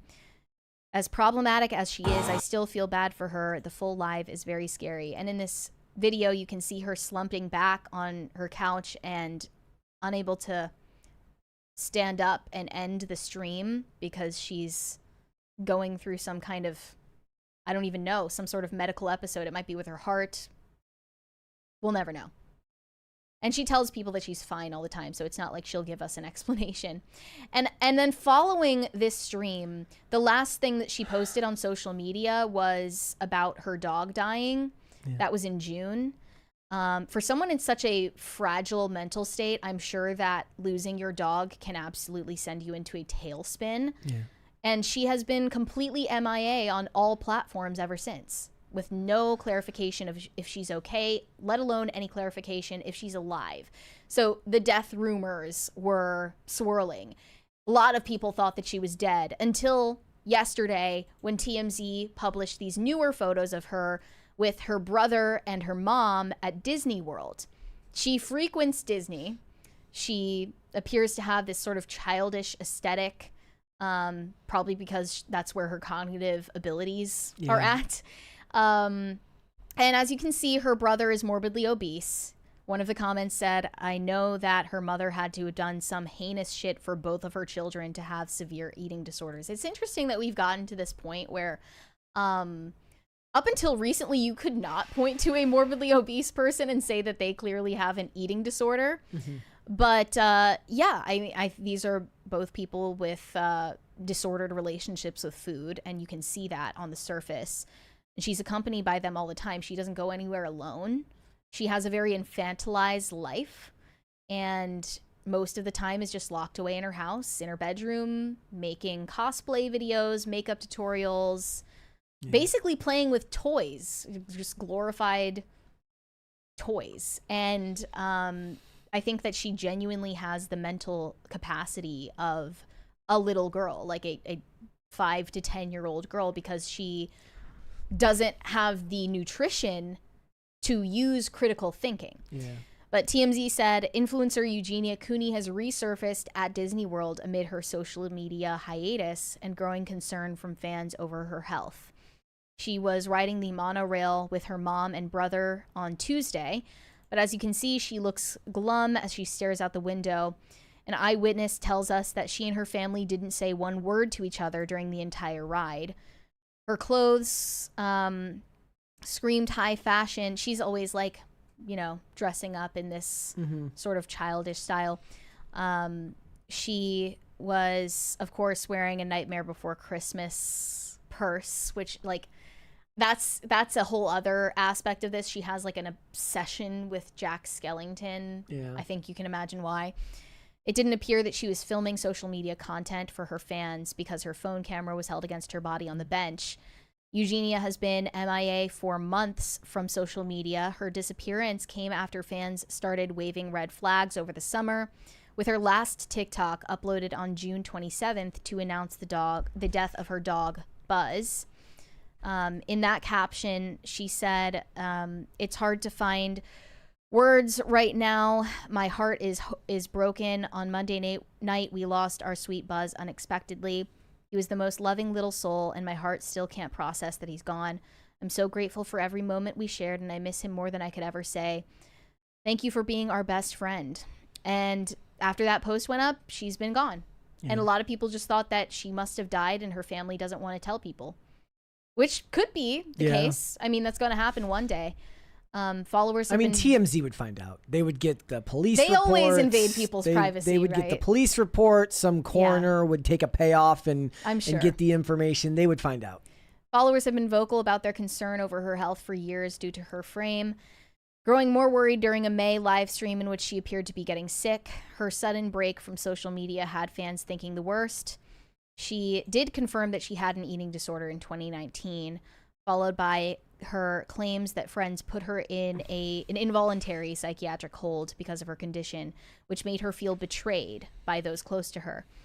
The police department in Greenwich, Connecticut, where she lives, said there was an uptick in calls regarding her health over the summer, coinciding with her pause on social media. But it's been about 2 months since the last call, they say, according to the police. They have her number. They check in on her whenever they hear from a concerned party. If they don't get her by phone, they'll visit her house. But the cops tell us there's only so much they can do if the person doesn't want their help. Yep. So they are required, of course, to do these wellness checks when people call in. But what can they do? I mean, she's already been involuntarily held. Yeah. She already went to a longer term facility to recover, but that only physically recovered her. And it doesn't mentally, work. it doesn't change any of your habits. It does not work unless, I saw somebody in the chat earlier mention, I wish I had saved it, but I didn't save it, basically saying that they say that with a lot of addicts, like alcoholics or addicts, that they get stuck mentally at whatever age they were when they started abusing substances. That's a real thing. 110%. It's one of the things that they warn about, and it's something that you have to actively work to grow through when you're, when you do your best to get out of that phase. But that's already assuming more than what we've got here, which is that you want to get better or that you know that you have a problem. So for someone like me, you have to be aware that you need help first. And then once you understand that, you can get yourself on a path towards getting better. For her, if she's upset that other people are trying to help her, she's nowhere near that yet. And until you're willing to accept that, until you can go into it honestly and say, I clearly have a problem. There's clearly something wrong. There's many things I need to do if I'm going to get better. There's no hope until you're willing to accept that. And a lot of times, I guess the scariest part is like, there's always kind of a rock bottom moment for a lot of people, and it's never something you're proud of. It's always something that's horrifying. But for her, like, what do you do? Like, she's so far past, obviously, in a dangerous place that I don't know if there's any helping her. I hope and I guess I pray that she does find help and that she gets the strength to get out of it. Clearly her family isn't doing enough to help her. No. But at the end of the day, she can't rely on her family to do that. It has to be your own free will, and it has to be your own choice to work towards that goal. There are people, and I guess it's a toxic relationship in many ways because I'm sure the family relies on her. Her income. So she's already at a net negative there. Sordid situation. With her family. Your family can be a humongous help when you're trying to get help for something like this, but it has to come down to you and your own willingness to make a change, and she's not there yet.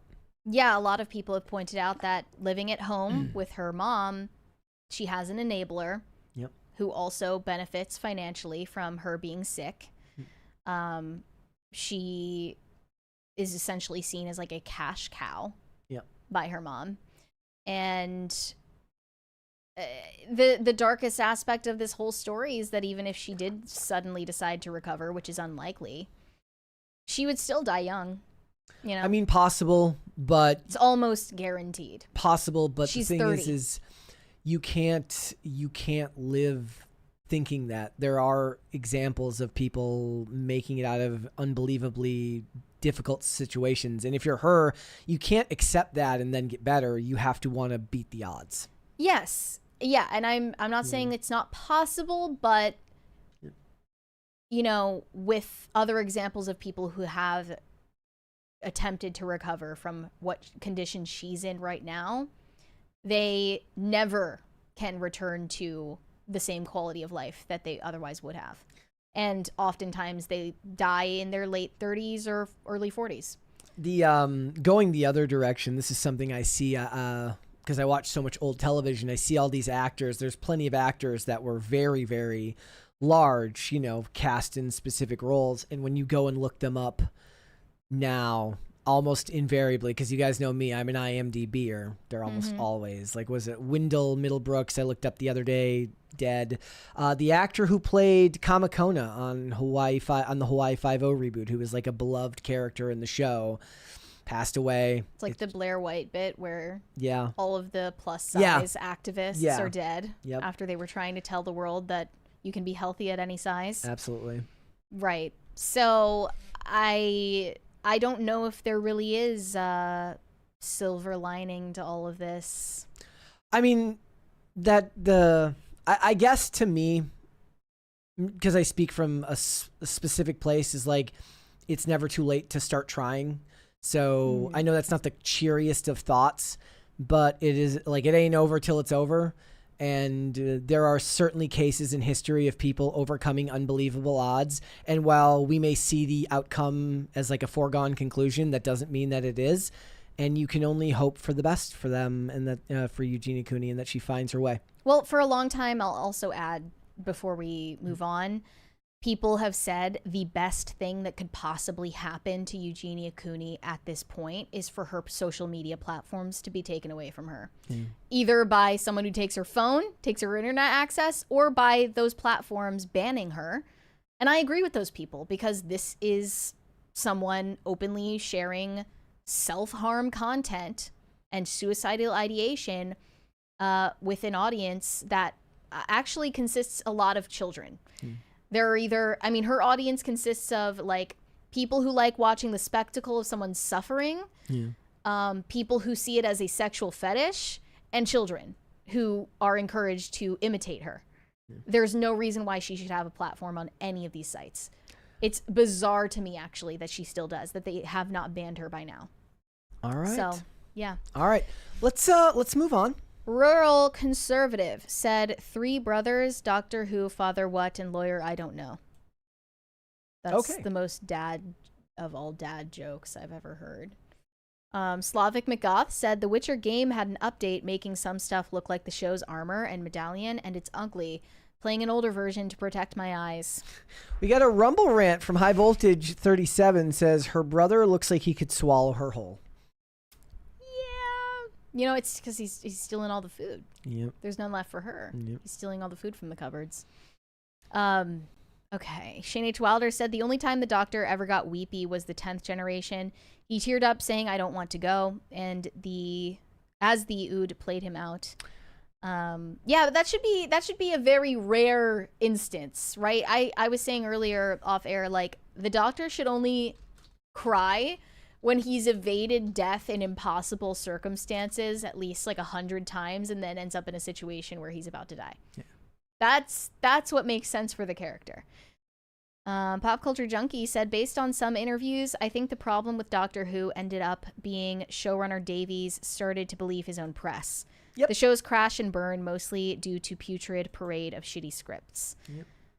Well, Russell T Davies was in charge of like Eccleston through today. So but the climate is just different now. Somewhere in the middle of all that, like, his brain just got broken. Yeah. Probably the late 2010s. Robert Delara said on Michael Knowles' podcast he defended Sydney Sweeney dress by saying it was subversive, which I thought was an interesting take on it. I did tune in and hear his take, but it was hard to ascertain what he meant because he didn't spend that much time on it. And then he talked to, I think, Jack Posobiec about it later in the show. But he was trying to say, I think, that what's subversive about it is that she wore it to this particular event, the Power of Women event. And he thinks that her wearing this revealing dress, like that shows her breasts, subverts the idea of what a woman's power is. And I guess he thinks that her dress is communicating that a woman's power exists in her femininity. Okay, so this is one of those things where it's like, look, I'm a dummy. I'm never going to be as smart as Michael Knowles. But sometimes I think that you can over-intellectualize yourself into an answer that may make for great content, but doesn't always necessarily hold up to scrutiny. Like, I'm never going to win in a debate with any of these people. I'm dumb. But that just doesn't... He was saying, like, I think Jack Posobiec actually, like, in their discussion about it, said that Sydney Sweeney is the anti-Kardashian. And the point he eventually reached was that the Kardashian era is the butt era. Oh. And the Sydney Sweeney era is the boob era. And the reason why that's significant, or perhaps in his mind right-wing coded, is because boobs are the only thing that not the only thing. One of the only things that women have that men can't have. Okay, let me. So that's something that's a shower thought for me. So that's totally something that would cross my mind, and I would never say it. Props, I guess. I agree with you. There's a lot of mental gymnastics going on there. That's one of those things where, like, I imagine they had to write it down as soon as they thought it, because that's one of those things where I would try to it would bounce around my head. But as soon as I tried to say it out loud, I'd probably be thinking I sound stupid. So as long as they explained it right, it makes sense, I guess. Sydney Sweeney is not dumb, but I know for a fact she did not wear that dress with any intention other than I want people to look at my tits and I want attention from it.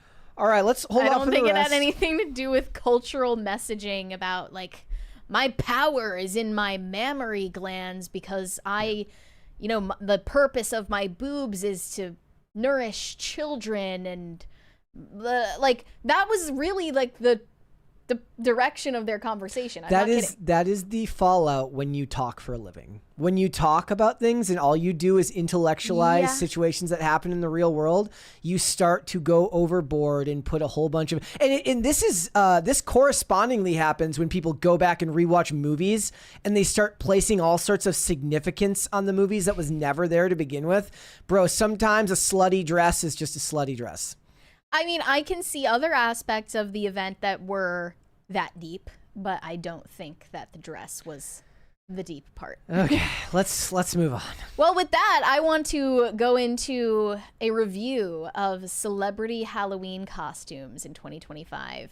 And most of them are missing the mark by far. So? Okay. This first one, though, I think is culturally significant and my favorite of what I've seen so far. And you know what? It actually is that deep. This is Demi Lovato's Halloween costume. She dressed up as Poot Lovato. You're going to have to explain to everybody what that means. So can you pull up the first picture there where they have the comparison there? So the woman in the image on the phone screen is Poot Lovato. And next to Poot is Demi Lovato. So explain Poot. Poot is Demi Lovato's ugly alter ego. It was a photo that was taken of her on a red carpet, like back in 2018 or something, back when she had a shaved head and she was overweight and she was identifying herself as queer, etc. It was a very poorly lit and unflattering photo that became a meme and people called it Poot. And she never addressed Poot until today when she is getting in on the joke. And I think this is another incredible example of Demi Lovato showing that she's able to laugh with the rest of us. I don't think it's laughing similar with to her yourself. Returning to the Froyo shop. Okay, yes. Returning to the Froyo shop, dressing up as Poot. She has a very smart manager or agent who has told her the path forward is that those years don't just disappear. Yes. You will always have to answer for them. Therefore, you need to lean into the joke. She's marketing herself very well right now. Yes. And I can appreciate that, she's able to humble herself and get in on the joke with the rest of us. That is a horrifying photo. I mean, a photo like that could haunt someone for decades. Yep. But now that Demi Lovato has unified herself with Poot, I think that adds a new layer of Poot. Dignity to Poot. So I like that. Lizzo, however, dressed up as a mozzarella stick from Chili's. Is this a brand deal? Probably. With Chili's? I hope so. Why are you specifically a Chili's mozzarella stick? Brittany Venti is in the comments saying, of course she has to go as food. Dressing up as her former midnight cravings. Hey. Before all the weight loss. Maybe that's the midnight craving now. Well, the Chili's mozzarella stick is infamous because it's rectangular. It's better for dipping. I want a mozzarella stick now. That would go hard right now. Yeah. Now, as for the rest of these examples, I need to explain why this bothers me so much. First, who the hell is Quinlan Blackwell? Quinlan Blackwell was a TikToker, is now being propped up as some sort of like micro celebrity. But from all of these influencers and celebrities alike, they have really demonstrated how social media has just taken over every human experience, because none of these costumes would translate into a Halloween party. It's all for social media. It's all for one photo shoot. All of these costumes are centered around taking a photo shoot, and all of these influencers and celebrities, they aren't just dressing up as someone or something. They're dressing up as a photo that already exists. They're not dressing up as Madonna. They're dressing up as this particular photo of Madonna. So Quenlin Blackwell is black. Yes, she is. She's dressed up as the white chicks from the movie White Chicks. Yeah, and then another. This is the thing they do. They double up. This one would translate to a Halloween party, but not if it's heavily edited and photoshopped, etc. I mean, the purpose of it is to take a photo shoot, you know. And the next one is Quenlin Blackwell as girl with headphones meme. What? That is bad. White Chicks was fine. This is bad. How is this a Halloween costume? Yeah. This is just a photo shoot. And then the next one, Quenlin Blackwell as Tina Turner. No, you're not dressed up as Tina Turner. You're dressed up as a photo of Tina Turner. This is way too meta for me. Yeah. Like, well, other than the hair, there is no defining aspect of it that couldn't just be any person with a big shirt on and fishnets. Yeah, this is like weirdly low effort for how much money they invest in these photo shoots. Winnie Harlow, dressed up as Whitney Houston. You tell me, if you saw this chick at a Halloween party, would you think, oh, Whitney Houston?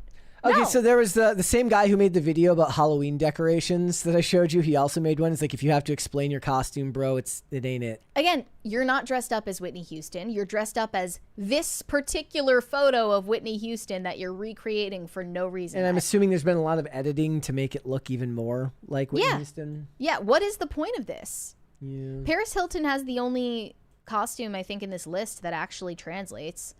She's Britney Spears. It would be pretty identifiable, yeah. In the music video for, what was it? Was this for Toxic?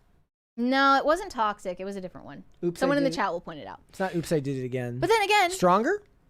No, it was, maybe Hit Me Baby One More Time? Maybe. Possibly. I could be remembering it wrong. But then the next... Again, they double up. They do multiple Halloween photo shoots. So Paris Hilton dressed up as Madonna, but she only dressed up as Madonna on the cover of Material Girl. Correct. It's just, you're dressing up as a static two-dimensional photo. That's a really weird concept to me. It like bothers me on a spiritual level. And yeah, then, well, okay, so here's the thing. It's then the issues with the language, right? That you're dressing up as, but imitates or pays homage to would be okay, but that's not Halloween coding. That's not what the point of Halloween is. If you're putting together a costume to like be Madonna, you would maybe get the fingerless gloves, you get some fishnets, you get a big like gold cross necklace, you get a wig. Like if you were Lady Gaga, you'd get the big sunglasses from the original era and the bangs. Right. Yeah. Or the makeup so she can do this. Yeah. There's something that you could do with that costume idea to make it recognizable. But was this is year weird to me. This is like weird and postmodern.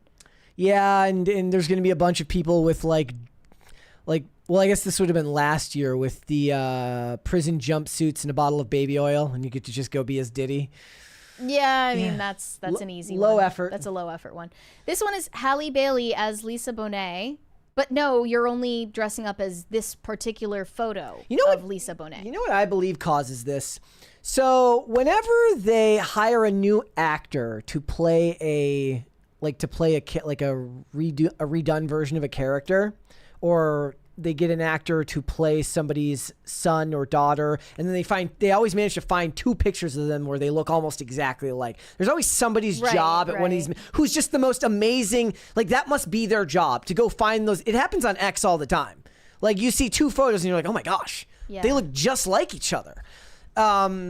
In this case, that's kind of where this comes from, right? It's not even about having the costume be identifiable. It's just to make it look as much like that one specific photo as possible rather than the general idea. So you can like angle for a biopic role. Yeah. Like this is all just advertising. Yeah.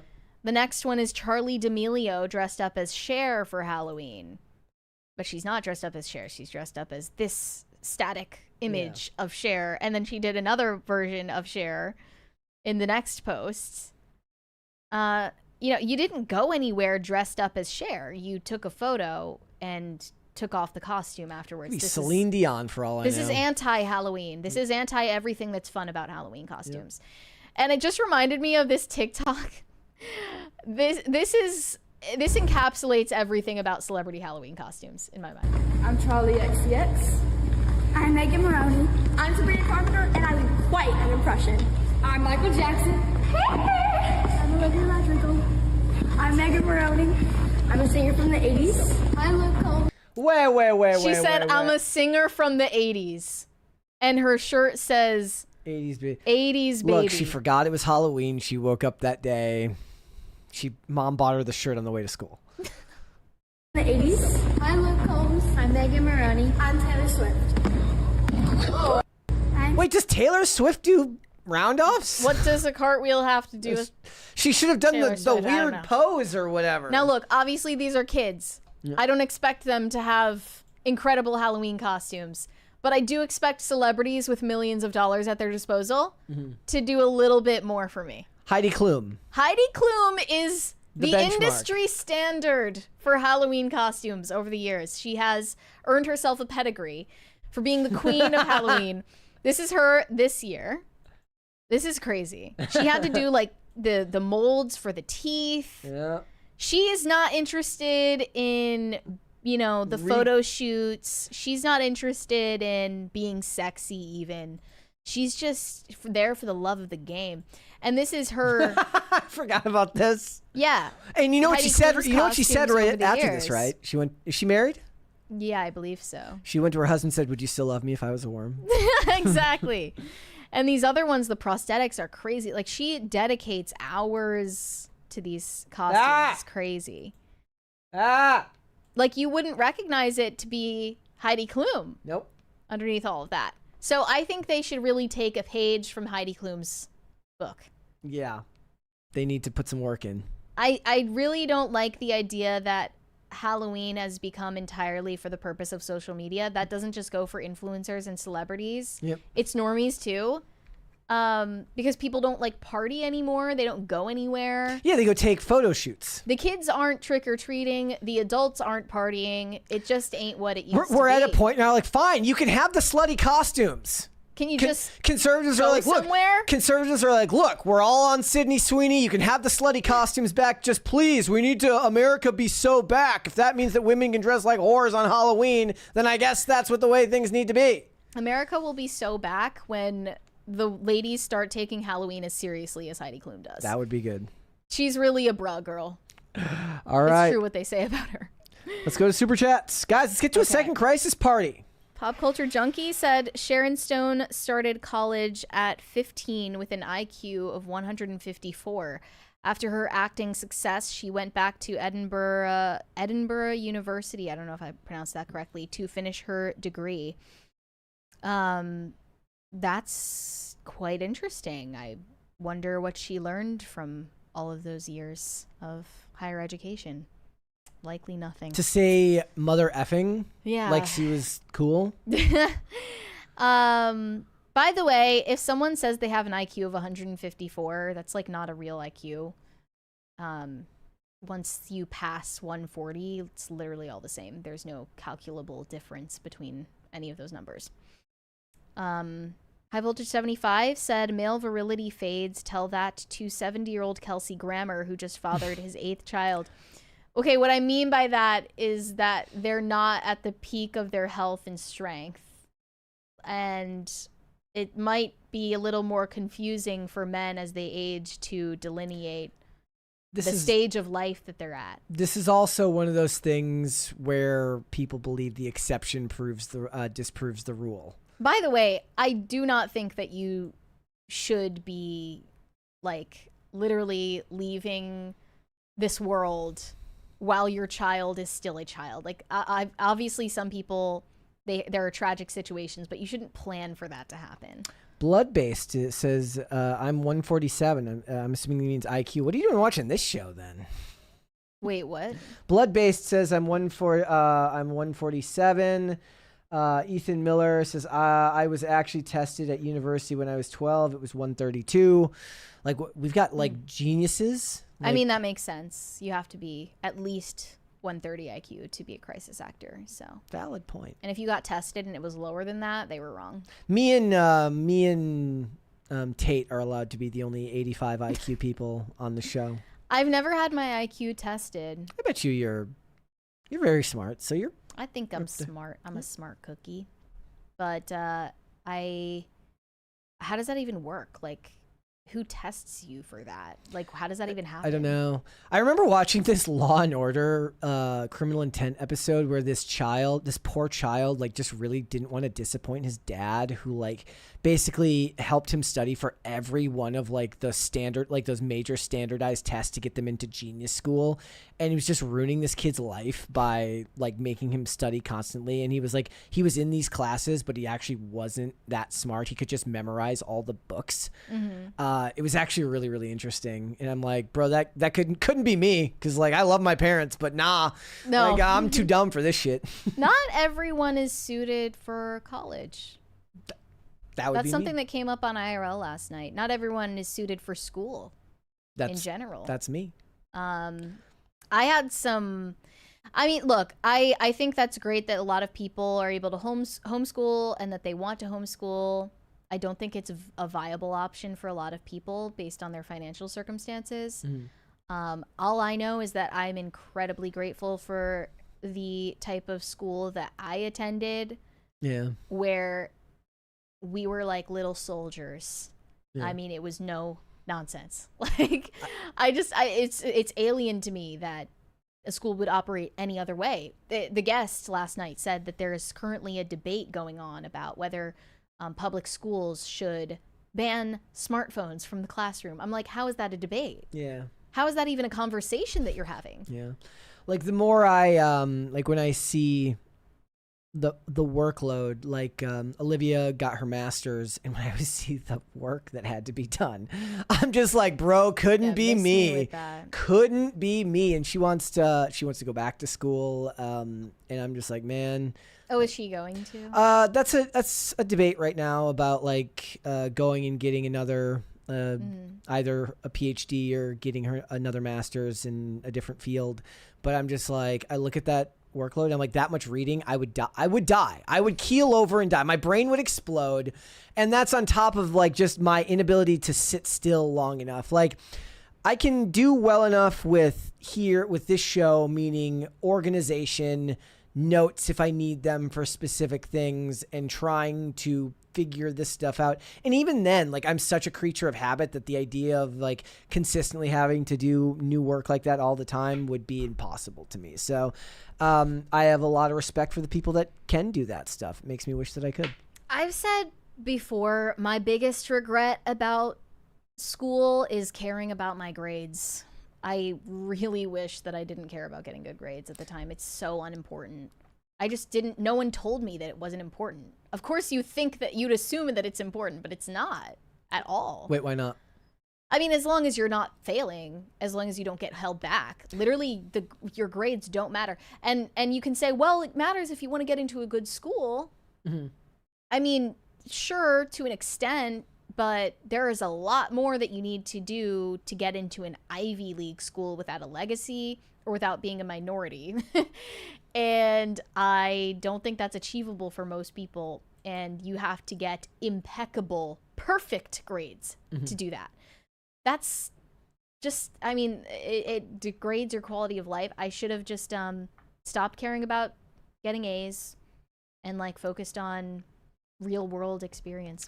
I'm going to give myself a little bit more credit. I think I'm at least an 86. I think my IQ is at least 86 or 87. How do you know? I don't think I'm 85. I think it's 86 because I was born in 86. I think I'm an 86. I think I'm an 86 IQ, born in 1986. Well, then because I was born in 2000, that means my IQ is 0. What? No. You can have 2000. You're an IQ of 2000. Okay, that makes sense. Or how about 200? We'll take the third zero off. Shane H. Wilder said, "Me thinks the lady doth protest too much."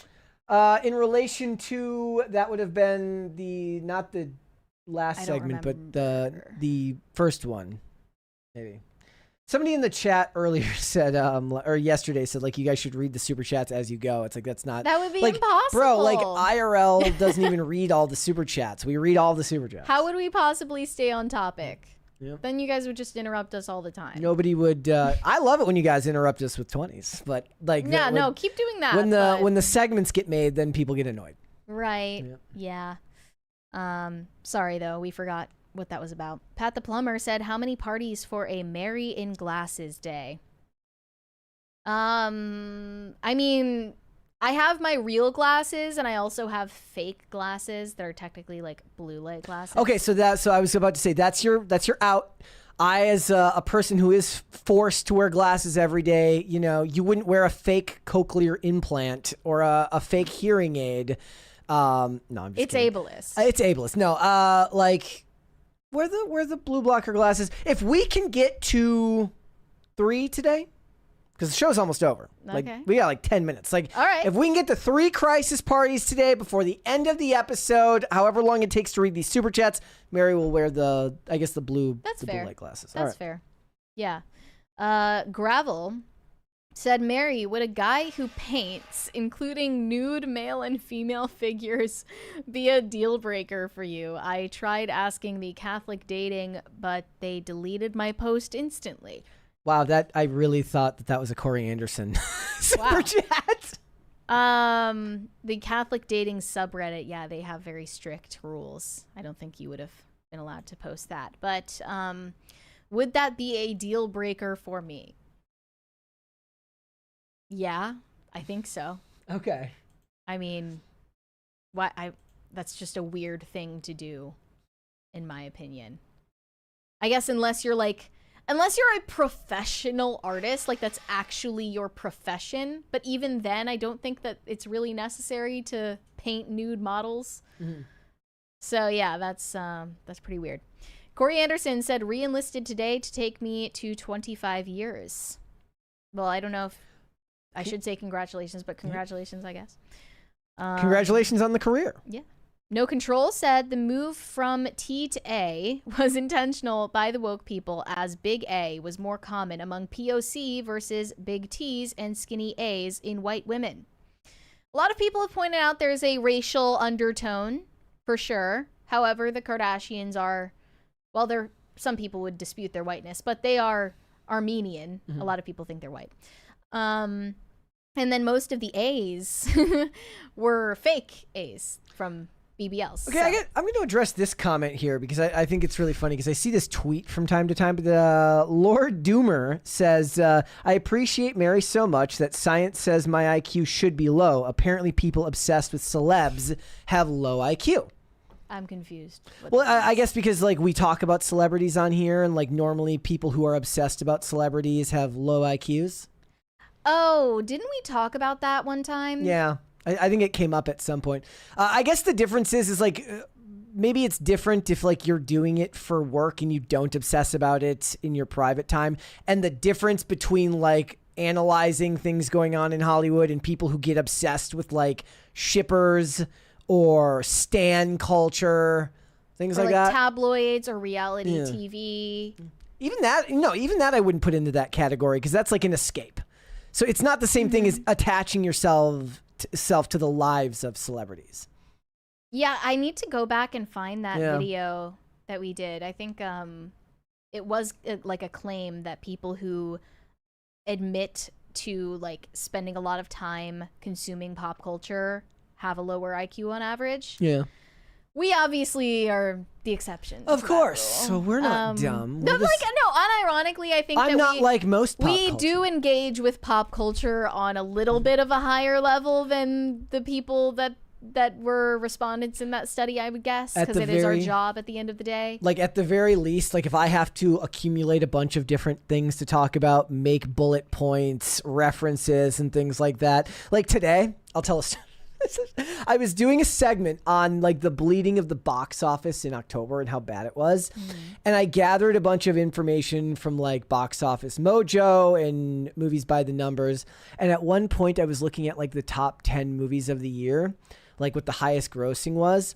And when it got down to number 5, I noticed the number. It was like The Ritual, and it was like 189 million. This was just domestic. And I'm like, how's that possible? Because like Captain America was like at least 200 million domestic. And I realized I was just looking at Warner Brothers. And as I was recording, I'm like, wah, wah, wah. You felt dumb. I felt very dumb. It happens, but you know, it's different when you're looking at it that way as opposed to for like the stuff that me and Mary find generally interesting tends to be very, very different.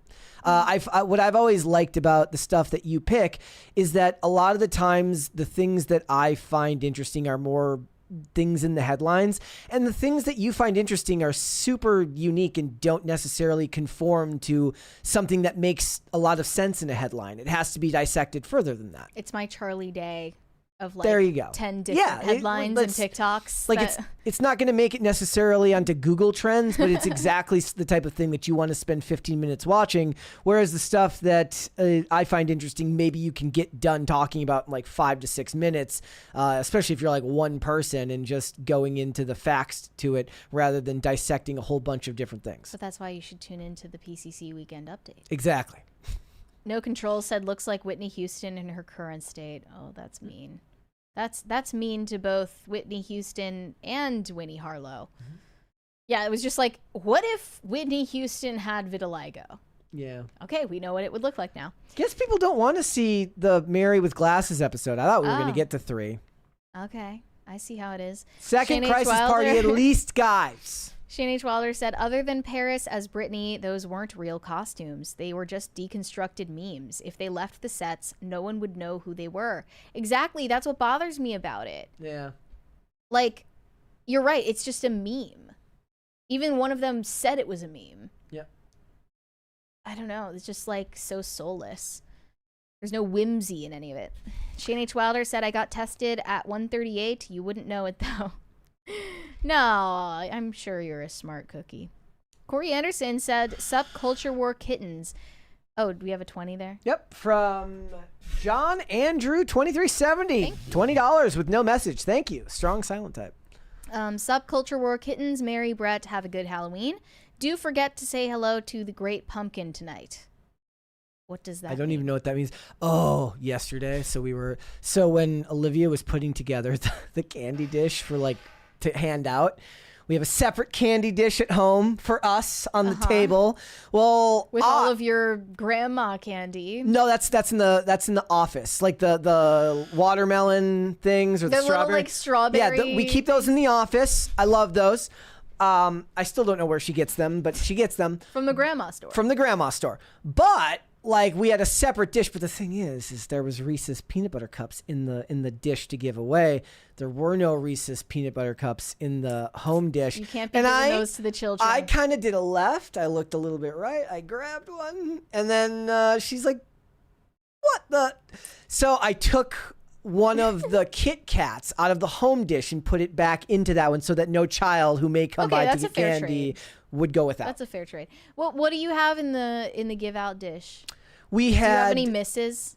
I don't even know what that is. Like I mean, do you have like Whoppers no, or like? No, it's Olivia would know. I always hated when I got like Mike and Ike's. I love Mike and Ike's. Or Almond Joy. No Almond Joys. Ugh. Thank you. Or Cowtails. Or Licorice. We got Reese's peanut butter cups, Hershey's like original chocolate, Nestle Crunch. Okay, those are solid. Yep. Those are all solid choices. Yep. And then the other day we were out to eat like in Hagerstown on a Sunday, and they had like the Halloween candy dish out, at the front of the store because it's the Halloween season. So it's like, you can take, hold please. So you can take a piece of candy. And I took one and Olivia took one. And I guess at some point she said to me, I'm going to take this Reese's Crunch and eat it later. Well, I think I said, okay. And I don't remember hearing myself or saying that. I didn't hear a word she said. I think I see where this is going. At home later, I looked in the dish. I'm like, oh, a Nestle Crunch. I ate it. And she's like, what the hell? Damn. Sorry. I didn't mean to. That was so wrong. I was wrong for that one. Shane H. Wilder said the Shakespeare quote was for Sharon Stone. Okay. So to the first segment, the lady doth protest too much. Rural Conservative said, I've been told my IQ is around 130. School was very difficult. I could probably go to college. I just don't want to. I think that's the case for a lot of people who are smart. That school, that's what they were expressing on IRL last night, is that when you're in a classroom, you're only going to go at the pace of the slowest student in the classroom. Also, like school, but at the same time, school is more beneficial for somebody like me who isn't super smart. Like the thing about being in this job is you're around a lot, not just a lot of smart people, but a lot of business savvy people who put in a lot of work to do what they do. They work long hours. And I'm not just talking about Tim. I'm talking about like anybody who comes in to do IRL. That's made a name for themselves where they have a platform. They're either running a company or some type of political action committee or something like that. They're very, very intelligent people. And maybe they benefited from school. Maybe they didn't. But those aren't the people that need school. The people that need school are people like me who are midwits at best, who need like the job security that comes from getting a degree.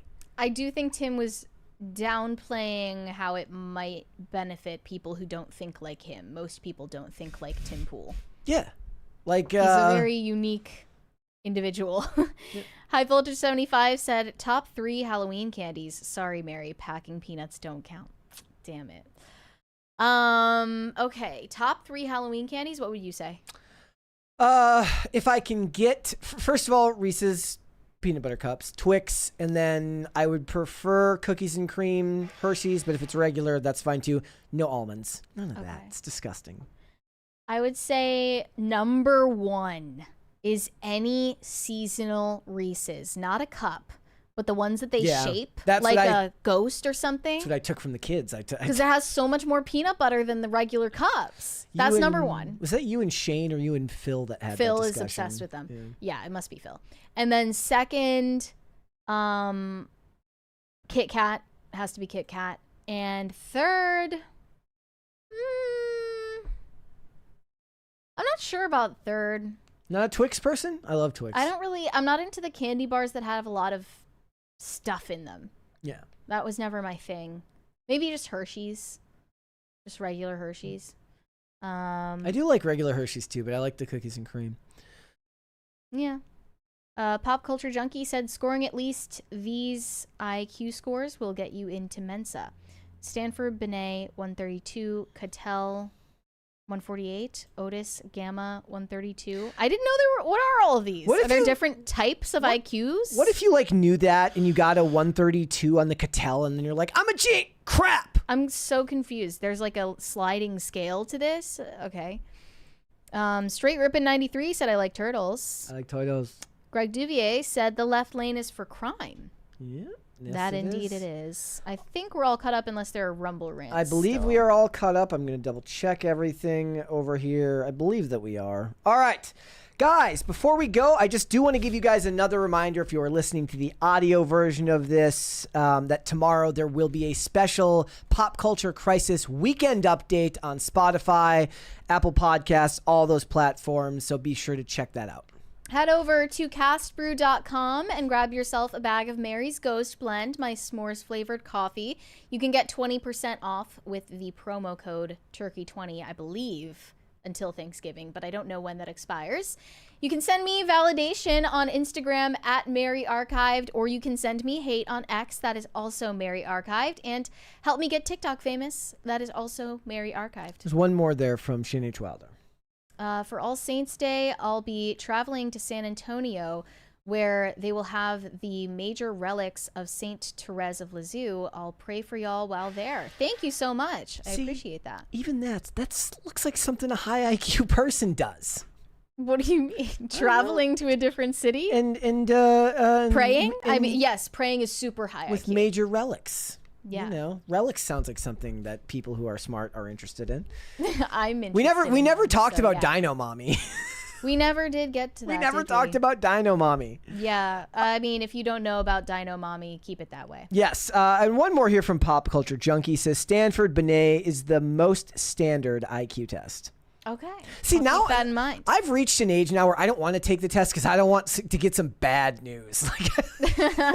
You know what I mean? You don't want it to shape how you see yourself. Exactly. Like I in was a good actually or a bad way. I was always that way. I was always like less information is better. Yeah. Like I don't want to learn more about my health because I don't want to find out that I'm sick. I just want to like go until something bad enough happens that I have to address it.